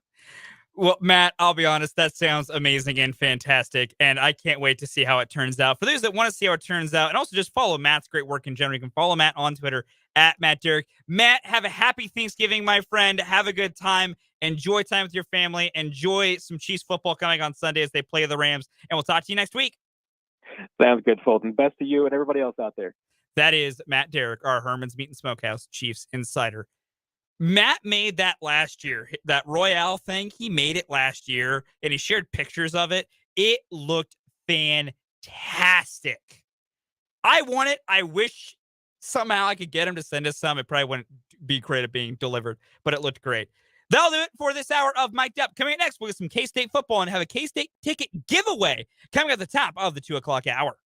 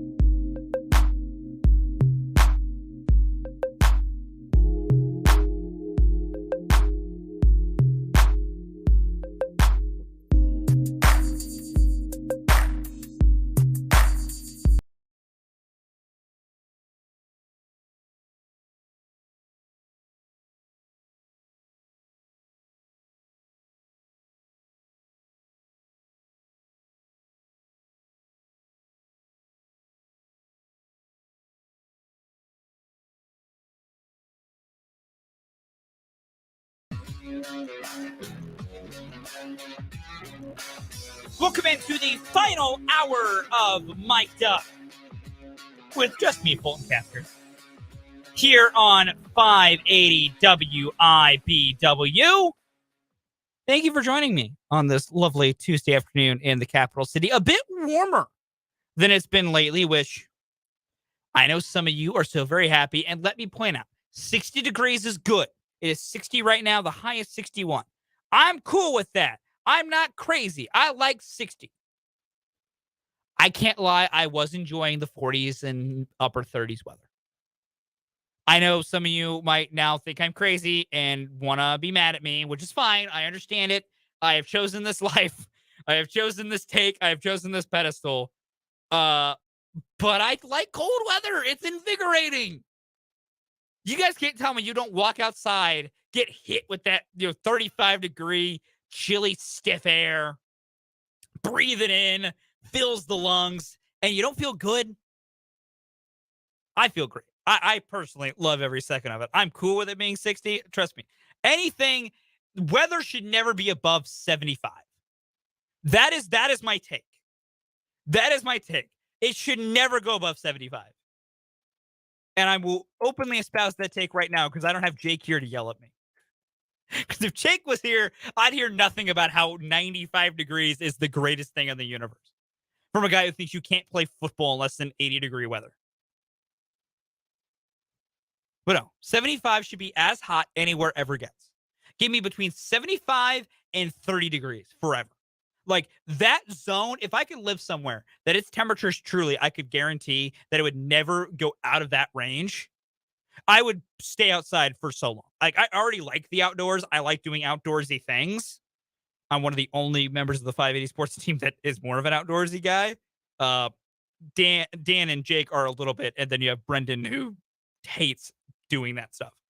But if that was the case, I would never go inside. I would just be outside all the time if I could promise that my temperature range would always be in between that.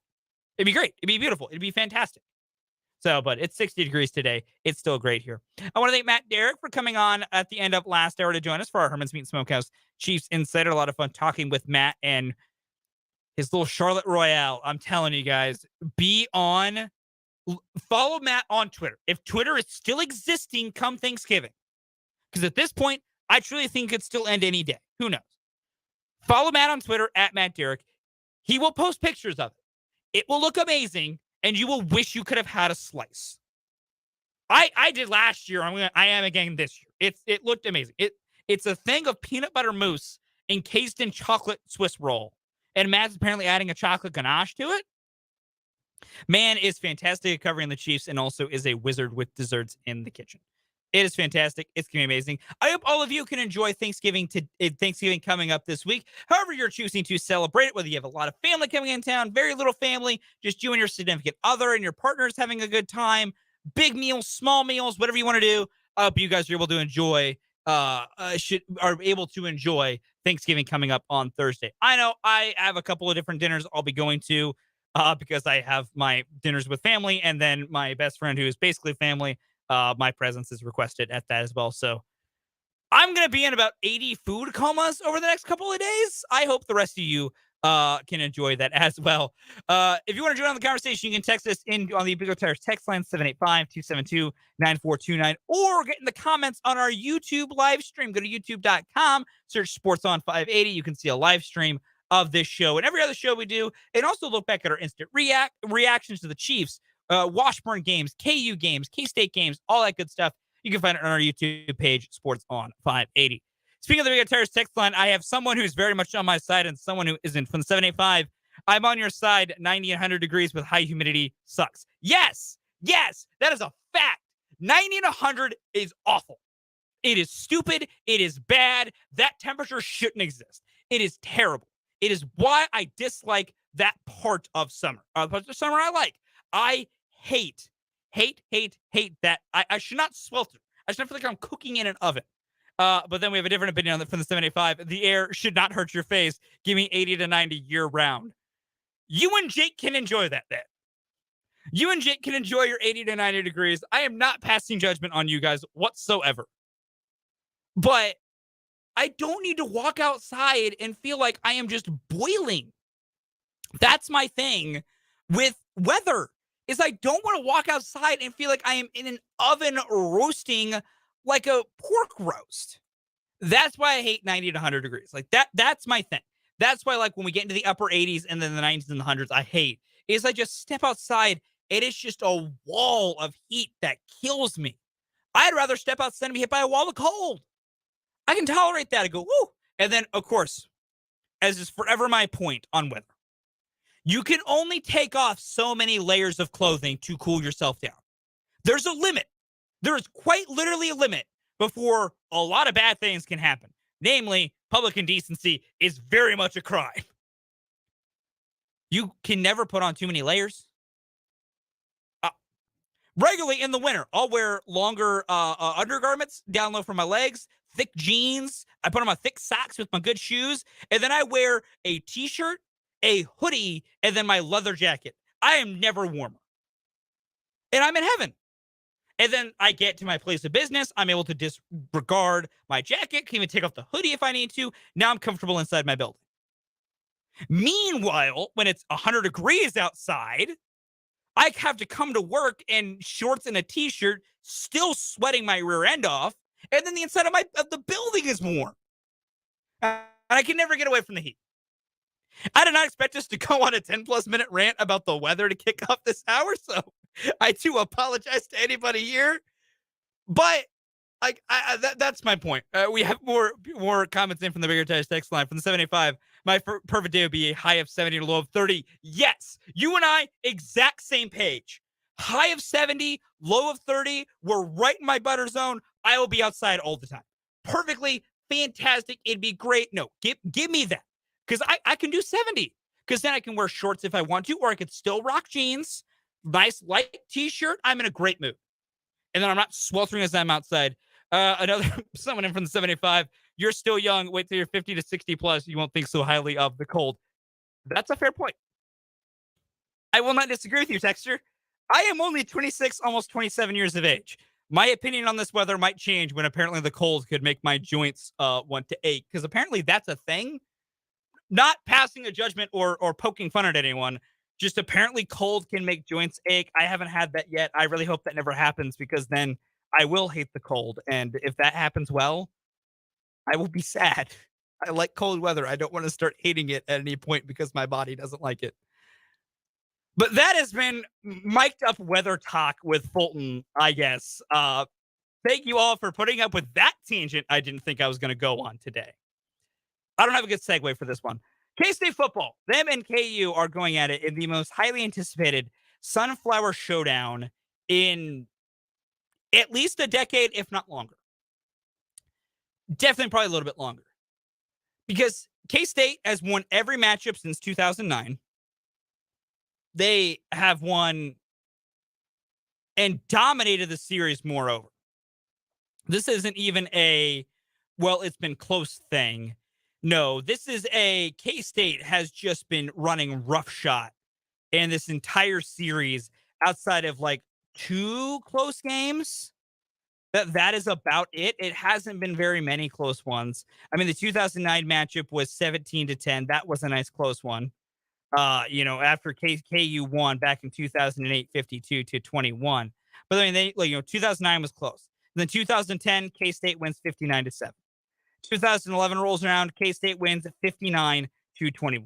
2012 rolls around, K-State wins 56-16. 2013, we got the Wildcats in a 31-10 game. Somehow more respectable, 31-10. Good for KU, still losing by 3 scores. 2014, another 50-pointer from K-State, 51-13. Then you go to 2015, 45-14. Then we go to 34-19. Slightly more respectable. That's a nice one. Then we go to 2017, 30-20, a very close one in 2017 at 30-20. Also, just as we're running through here, because I think a little bit of Sunflower Showdown history is always nice to go through here. Carter Stanley threw for 418 yards in 2017. Like, anyone else fully forget that? Because I did. Steven Sims had 233 receiving yards. And KU lost 30-20. I just want to point that out. KU had those passing numbers and lost by 10 points. That's just KU, ladies and gentlemen.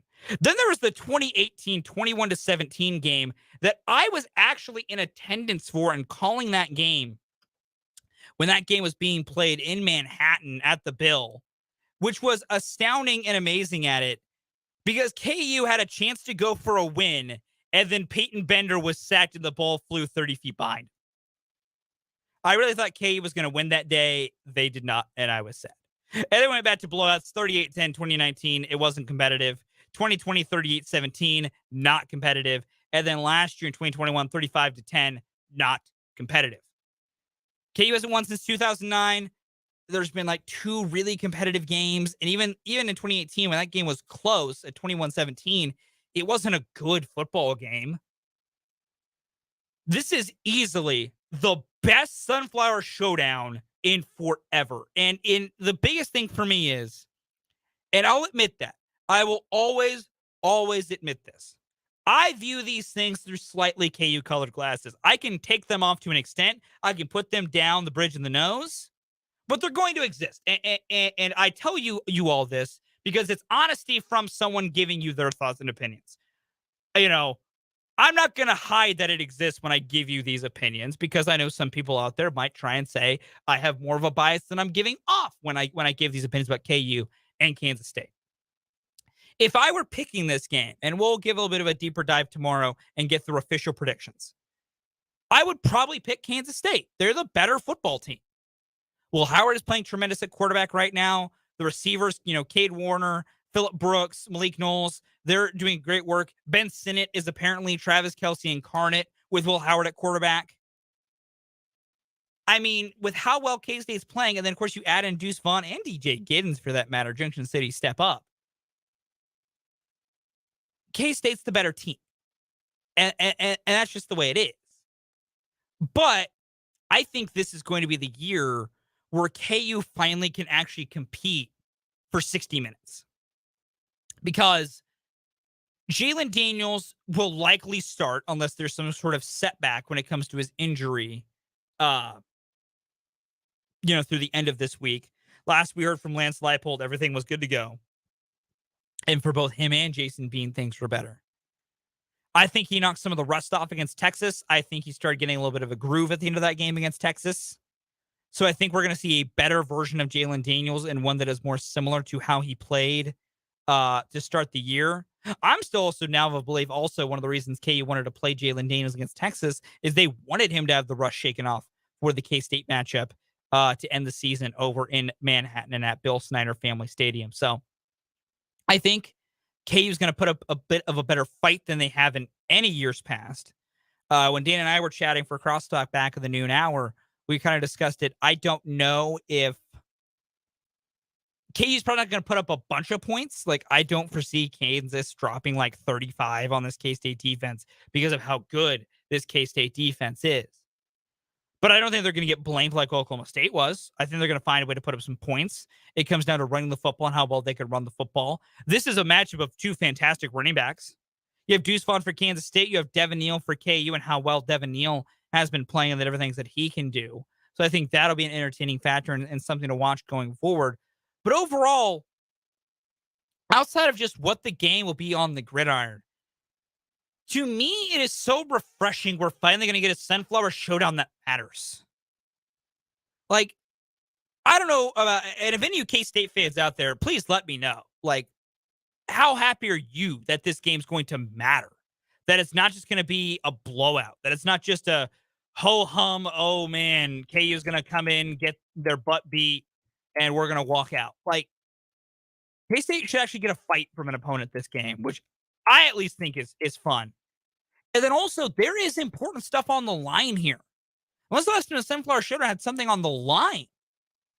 If K-State loses, if for somehow KU got a win and broke the losing streak, well, K-State better hope that Baylor beats Texas. Because if not, then K-State's not going to Dallas. They're not going to play for a Big 12 title. Whereas all they have to do, all the Wildcats need to do, is beat KU. You beat KU, you go get your second shot at TCU. You go get a chance to avenge what you did and what you feel you let slipped away. I mean, when was the last time a Sunflower Showdown had this kind of energy to it, this kind of juice? From KU's side, they can play spoiler. They're already going to a bowl game, but they can play spoiler. They can win 7 games. They can have 7 wins in the regular season, which is absurd. Hasn't happened since 2008 when they went 7-5 and then 8-5 with the bowl victory. There's a lot to play for both of these teams. And that, to me, is what is going to make this matchup so important. I'll give picks tomorrow. I'll break down the X's and O's of the game tomorrow. That's what we'll do on tomorrow's edition of Mic'd Up from noon to 3. But if you are someone watching this game, whether it be from the K-State perspective or the Kansas perspective, hell, a more neutral perspective, because I know those people exist who don't really have a dog in that fight and still watch this type of a game. It's amazing that it's a game that finally has some stakes, which makes it better. And also, it's getting its first actual respect nationally in forever. This is a 7 p.m. primetime kick on Big Fox. Like, everyone in the country can watch this game. Like, everyone across the lower 48 and then going out to Hawaii and Alaska, I have to assume. I got to assume they get Fox out there. They can turn on their cable and watch this game. This isn't an FS1 exclusive where you got to be on certain cable packages. This isn't ESPN Plus. This is even like ESPNU where we're getting creative. This is KU K-State on one of the major sports networks at prime time on rivalry weekend. Like, that's important. That matters. And I will say on the subject of them being in prime time, does it help the rest of the Big 12 games aren't as sexy this week? Of course. But Texas ain't in prime time this week. Texas needs a win to give a chance to go to a Big 12 championship. They don't get prime time this week. Oklahoma's taking on Iowa State, so I mean that game's not going to be not Iowa State. I think Oklahoma's taking on Texas Tech. Pardon me. Oklahoma and Iowa State already played. I'll double check that, but yeah, I don't. My brain turned off there. It happens. You all that have listened and watched at this point, you know my brain sometimes just doesn't like to work whatsoever. But no, sorry. Oklahoma this week, yeah. Oklahoma takes on Texas Tech on the road, and then TCU's taking on Iowa State. Oklahoma State's taking on West Virginia. But get KU and K-State, they get the primetime slot. Their rivalry gets the lights, the show, the pomp, the circumstance, all that. And if there's anything to this, if you're a diehard K-State fan who hopes the Wildcats win another one 59-0, if you're a KU fan who thinks the Wildcats aren't any good and man, they're going to lose and we got this, it's not even close to what it could be. Or if you're like me and you're somewhere in between. You should take, if any solace at all, in the fact that the Sunflower Showdown, what is supposed to be our great rivalry, the thing that this part of the state should look forward to in all sports every year, in football, in basketball, in the non-revenue sports, that when these two teams meet up, it should matter. And there should be a buzz about it and some energy. We're finally getting it on the gridiron for the first time in a decade. Because even when that game was sold out in Lawrence in 2019, it was one, like all K-State fans. And two, the energy in the building still left because KU got squashed. Last year's game was the most apathetic Sunflower Showdown ever, in my opinion. Or at least of recent memory. It came, it went, no one really talked about it, and K-State steamrolled. But meanwhile, this year, they're getting the attention on national television, and the bill is sold out. And moreover, I will be fortunate. I will be in attendance in that game on Saturday. I will be covering the game for our station here for 580 WIBW. You'll be able to follow my tweets and my comments on it on our Sports on 580 Twitter handle. Plus, I'll have a little instant reaction after the show, a little recap, all the things that come with that. That'll be coming up on Saturday night. I will be there and giving you my thoughts on it live. I'm excited to experience the energy that's going to be in that building. The energy is going to be awesome because K-State fans, I'll give it to you. I'm a KU guy. I'm a KU grad. I'm a Jayhawk through and through. But I respect the energy you guys give as fans, particularly especially for that football team. Y'all bring it. And I am excited to get to experience that, to be around that energy for a big game, to being around that energy and see what energy KU fans can bring as well. It's going to be awesome and fantastic, and I love it. And speaking of that and that energy, we have a pair of K-State tickets to give away for the Sunflower Showdown coming up on Saturday. We got tickets. You can call in and win them, and you can go to the Bill and experience this great energy that I'm telling you about. You can experience it yourself. These are nice seats. These are very nice seats. So here's what I need. I need caller number 5, 785-272-9429. Call in right now. Caller number 5. You are caller number 5. You win our pair of K-State tickets to the Sunflower Showdown coming up on Saturday. I will say, you need to pick these up in person. These are physical paper tickets. You would have to come to our station here in Topeka, on top of Hontune Hill, here at the 580 WIBW studios. These are physical tickets. But 785-272-9429, caller number 5. You bear that caller, you win a pair of K-State tickets to an amazing and fantastic Sunflower Showdown. Hopefully, I do not oversell this, and it's going to match up to what I believe this hype and this energy should be, but I'm excited. We have a texter here from the 785. K-State fan, this is exciting for both schools, student-wise, recruiting-wise, etc. I'm a current student at K-State, and this game hasn't had any hype the 4 years I've been at K-State. That's what I'm talking about. That is it right there. One, I hope you're getting to go, my friend, and you get to experience in the student section, because I'll also give K-State fans credit, especially for football. Y'all student sections are wild. Like, no hate for me over here. K-State student sections, they're great. They're fantastic. I give you guys all the credit in the world. They're fantastic. But that's what it is, even for students, too. Like, for K-State students, even KU students out there, we haven't cared about this in forever from a KU perspective. Like, when I went to school, I wanted to beat K-State. I never got up for the Sunflower Showdown to an extent, because I was like, man, I want us to win, but we're also going to get squashed the entire time. There's no need to be a part of that. There's no need to have to sit here and just watch my team get, kicked in the pants for 60 minutes. I listen, I'm a KU fan through and through. I watched it from all the bad times. I watched all the Weiss era, the Gill era, the Beatty era, the Small Bowen era, and all that. Trust me, I've watched a lot of bad football. But it's nice that for once, we are going to get a good, hopefully good matchup between KU and K-State for a Sunflower Showdown. It should be awesome. It's going to be fantastic. I am so excited for what we have coming up here, coming on down the pipe on Saturday. Enjoy it. Be at the Bill if you can. Do what you can to try and be at the Bill. If you can't, it's on Big Fox.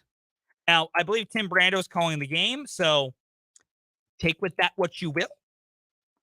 You can, of course, hear the game right here on 580 WIBW, your home for Kansas State Athletics. But no matter what, however you end up doing it, I hope you can enjoy a great Sunflower Showdown matchup coming up on Saturday for KU and K-State in what should hopefully be a very good and competitive game. Again, I'm going to break down the X's and O's, how each team can win, where their strengths are, where their weaknesses. We'll get a full deep dive into the Sunflower Showdown coming up tomorrow afternoon on tomorrow's edition of Mic'd Up right here on 580 WIBW. But with that, we're going to take a quick timeout. When we come back, it's time for Odds Makers here on Mic'd Up.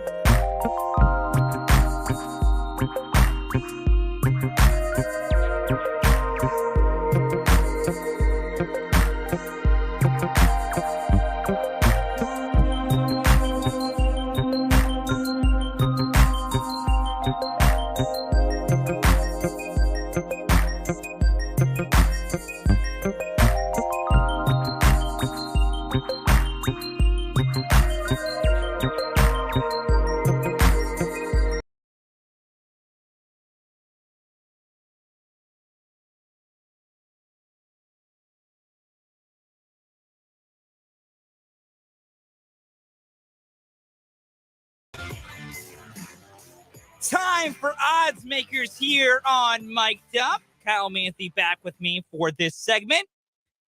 Kyle, I asked Jake this in a different form yesterday. And so now I'm going to ask you this to get your opinion on it. Kyle, what are the odds the Seattle Seahawks get the number 2 seed in the NFC? Just hearing that I want to say not great. I haven't checked the NFC standings, but see, so I will give you the context so you understand where I'm coming from on this. Right now, Seattle is 2 games back of the 2 seed in the Minnesota Vikings. So they are currently 2 games back of the Vikings for that number 2 seed. Minnesota's 8-2, Seattle is 6-4, and moreover, Seattle's actually even farther than that because with being tied with the Niners are now leading the division. It's more complicated now that the Niners won. I'm ignoring the Niners for a minute because it does not fit my narrative. But Minnesota has that right now. They do not have a shared head-to-head, so there's no head-to-head tiebreaker there. We come down to divisions and things like that. But this is my point. In the basic of it, Seattle needs to have 2 more wins than Minnesota the rest of the way. Here's who Minnesota has left to play. They have the Patriots coming to Minnesota. They have the Jets coming to Minnesota. They go to Detroit, home against the Colts, home against the Giants, go to the Packers, go to the Bears. I've said this over and over. Minnesota's not good. They were just lucky. They got eviscerated by Dallas. They were getting lucky to beat bad teams, and then they beat Buffalo because Josh Allen has butterfingers. That's my point with them. But then here's my point with Seattle. Here's who the Seahawks have left to play once they get their schedule pulled up here. They have the Raiders this Sunday in Seattle. They go to the Rams, home against the Panthers, home against the 49ers, at the Chiefs, home against the Jets, home against the Rams. I could see Seattle finishing with only 1 loss over that stretch, and it's to the Chiefs. And I know the 49ers beat them in week 2, 27-7. I understand that point. And I will openly take all that. But this is a different Seattle team. Like, I don't think it's preposterous. Seattle could go on a run. But with all that context now, what are your odds that Seattle would get the 2 seed? probably 10%. That's fair. For every Kirk Cousins 40-3 loss, he reels off 3 or 4 other games that make no sense when you look at the other one.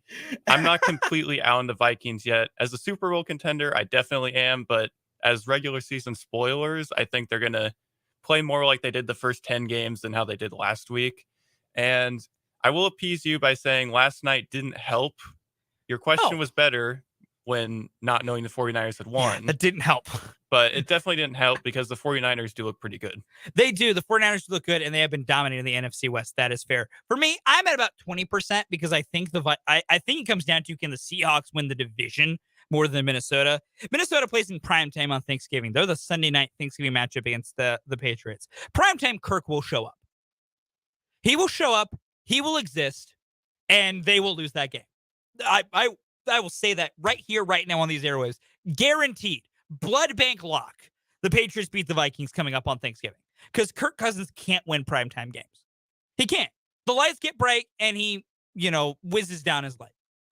But I go about 20% for me for the Seahawks to get the number 2 seed, which even that is still wild to even talk about at this point.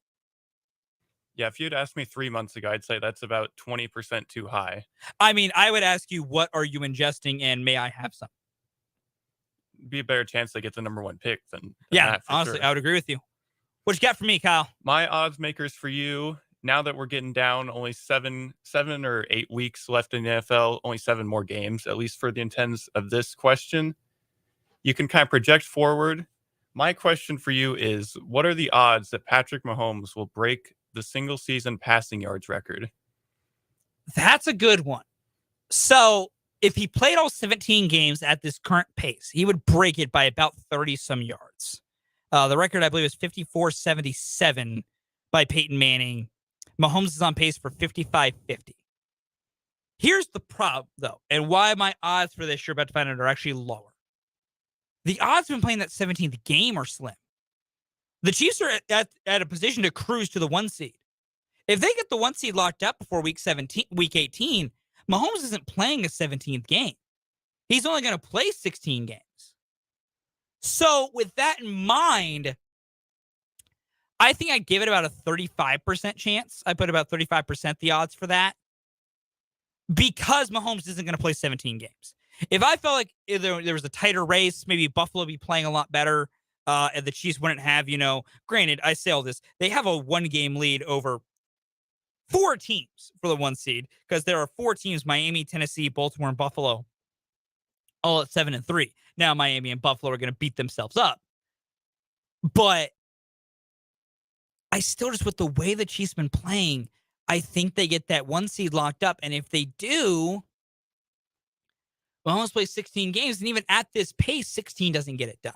So I think about 35% is where I'd put it at right now for Mahomes to break the single season passing yards record. He's got a shot, but it's him not playing the whole year, I think, will be the thing that nips it in the bud. I think that's definitely the biggest risk going forward with that, because I think if he continues and plays all 17 games, I'm very confident that he will. But hedging that a little bit, I'd say I want to be a little more optimistic and say it's about 50-50, because I think he will play at least most of that 17th game. And whether that's because one of those other 4 teams remains competitive right behind the Chiefs, or if it's because the Chiefs slip up and have another Colts situation, I think he will end up playing most of the 17th game at least. And then he might come in for a 17th game and get the record, and then he sits on the bench. You never know. I got one last quick one here for you, Cal, before we have to take a break. Simple. What are the odds Patrick Mahomes wins the MVP? I'm going to say pretty good. Pretty good after Sunday night. I'll go 80%. 80%. If he doesn't get injured, I think Sunday might have won him the award. For me, putting in a barrier for a potential injury, I'm at 93%. To me, the race is over. To me, barring someone unless Tua goes nuclear and just all of a sudden pops off, whether Jalen Hurts all of a sudden goes crazy and the Eagles finish 16-1, it's Mahomes' award to lose. Leads the league in passing yards, leads the league in touchdowns. He's doing all of this with Travis Kelce and then the Rockettes as his supporting cast. This is a better year than his original MVP season. I think, to me, it's about 93%. I don't know how you give it to anyone else other than Patrick Mahomes right now with the way he's been playing. But with the NFL, you truly never know. Maybe they'll get apathetic to Mahomes. I hope not. Because the narrative, which I don't think narrative should apply as much as they do to these awards, but they do. We have to admit that and accept that. The narrative also helps Mahomes. It was all about what we do without Tyreek Hill. Well, all he's done is have arguably the best season of his young NFL career. That'll do it for odds makers here on 580 Mic'd Up here on 580 WIBW. We'll take one more quick timeout. The Chiefs receivers. We got to look at what 2023 should be, but what should they really try and focus on going forward, and do they need to make a move going forward? We'll look at that next here on Mic'd Up.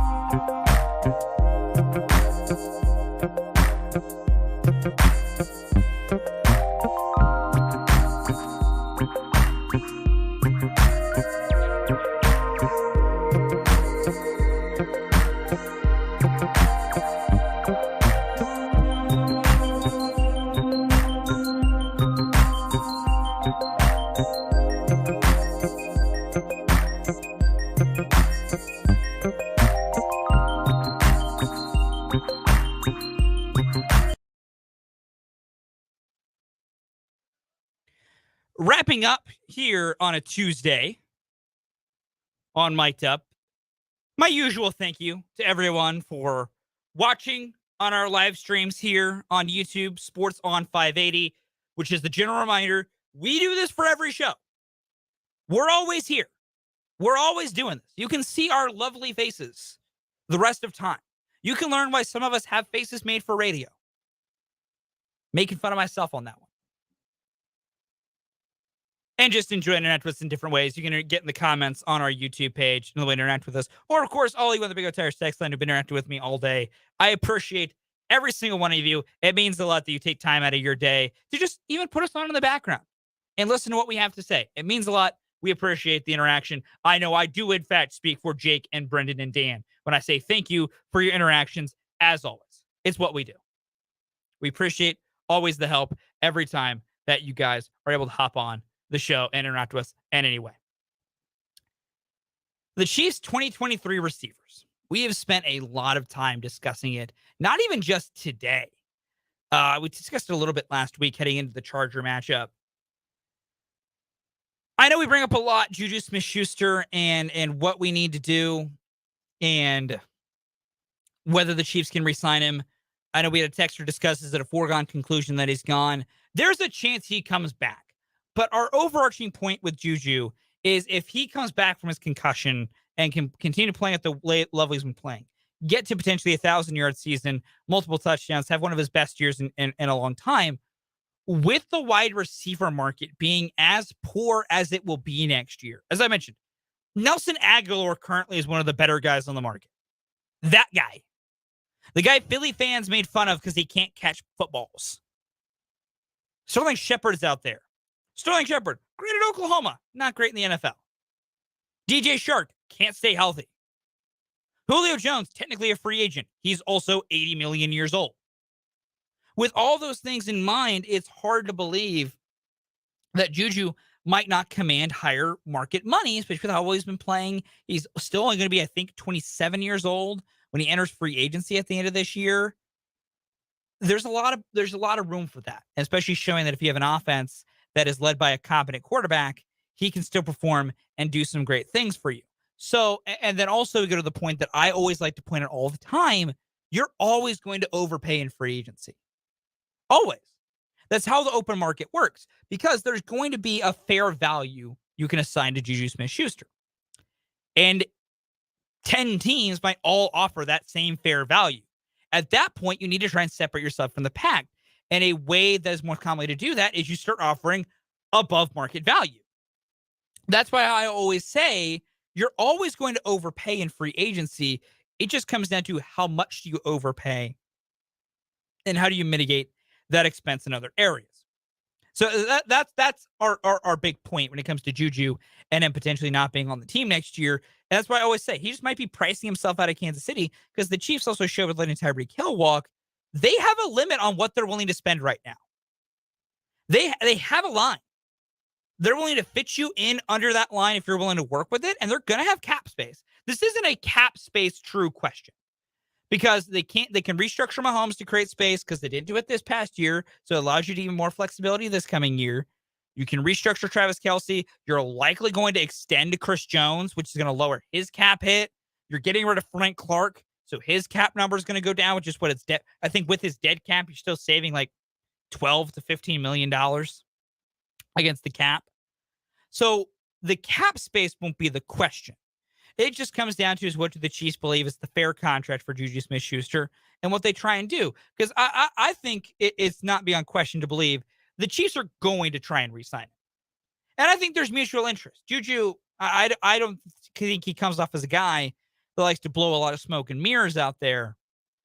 he's basically said he would love to stay in Kansas City, that he has enjoyed his time playing in Kansas City, being a part of the city, being a part of the locker room culture that the Chiefs have. And of course, it helps that he's playing with the best quarterback in football, and Patrick Mahomes, after he played with basically the equivalent of me at quarterback for the past 3 years. So with that in mind, I think there's interest, but you don't know if it'll happen. And then we go to Justin Watson. I think Justin Watson is now to a point where you need to try and re-sign him and need to try to bring him into the fold. Because I discussed with Matt Derrick about, and even with Dan Lucero about, it's just nice to have a wide receiver 5 that's good.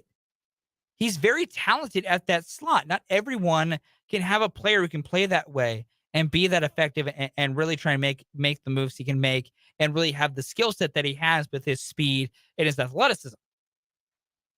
But there's also a chance with the way he's playing and the thin wide receiver market yet again, he could be pricier than you want him to be. And that's where I always go is you have to set yourself limits and hard lines.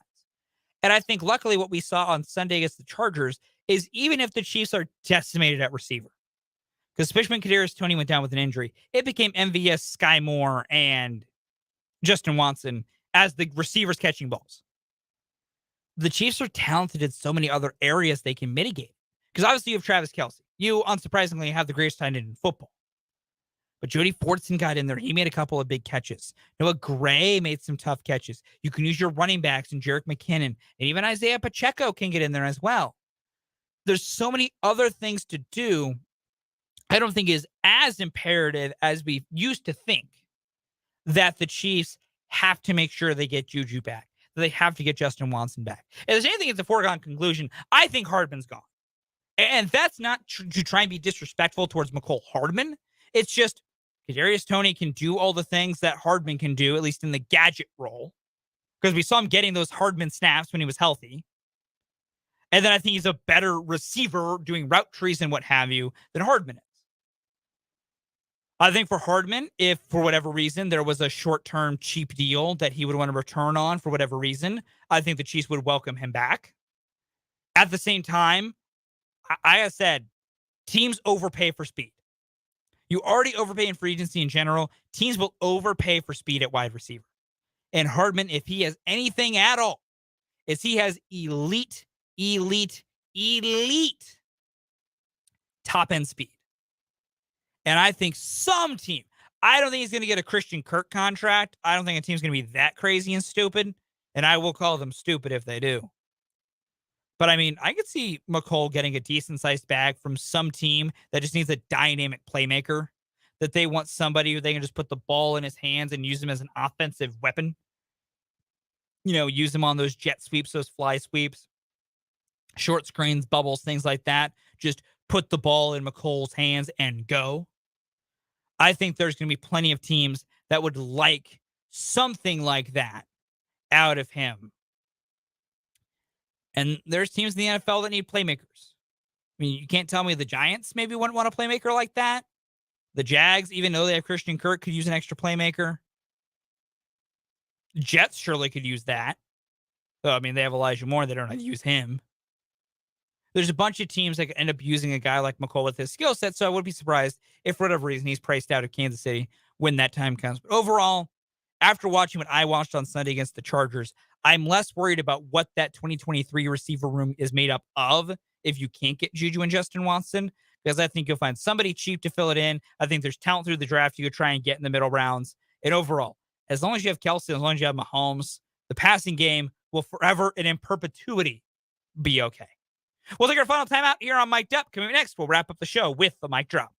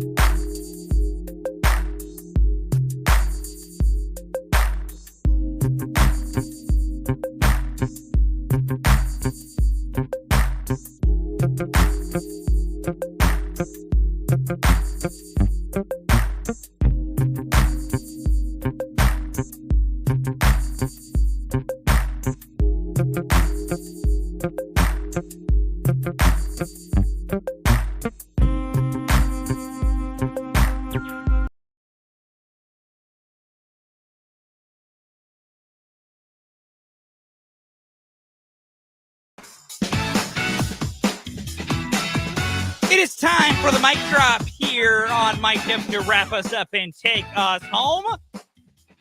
For me, it's very simple today. The Sunflower Showdown on Saturday actually matters. And that, as a KU fan and a sports fan in this state, makes me so beyond happy that we get a Sunflower Showdown that has stakes, that's going to have energy, that's going to have life, and moreover, should just be a good football game. Should not be K-State just walking over KU like a doormat. It shouldn't be that. It should be 60 minutes of hard-fought competitive football where both teams play their hearts out and give us a good matchup coming up on Saturday. I'm excited to see it. It's going to be fun. We'll break down the X's and O's of it tomorrow, but it will be awesome coming up on Saturday for KU and K-State at a sold-out Bill Snyder Family Stadium under the lights here in the great state of Kansas. That'll do it for Mic'd Up today. We're back on tomorrow from 12 to 3. That's it for this week, though. We're not on Thursday and Friday because of Thanksgiving, so our last show of the week is tomorrow. You can just tomorrow from noon to 3. But coming up next, we have 580 Sports Talk.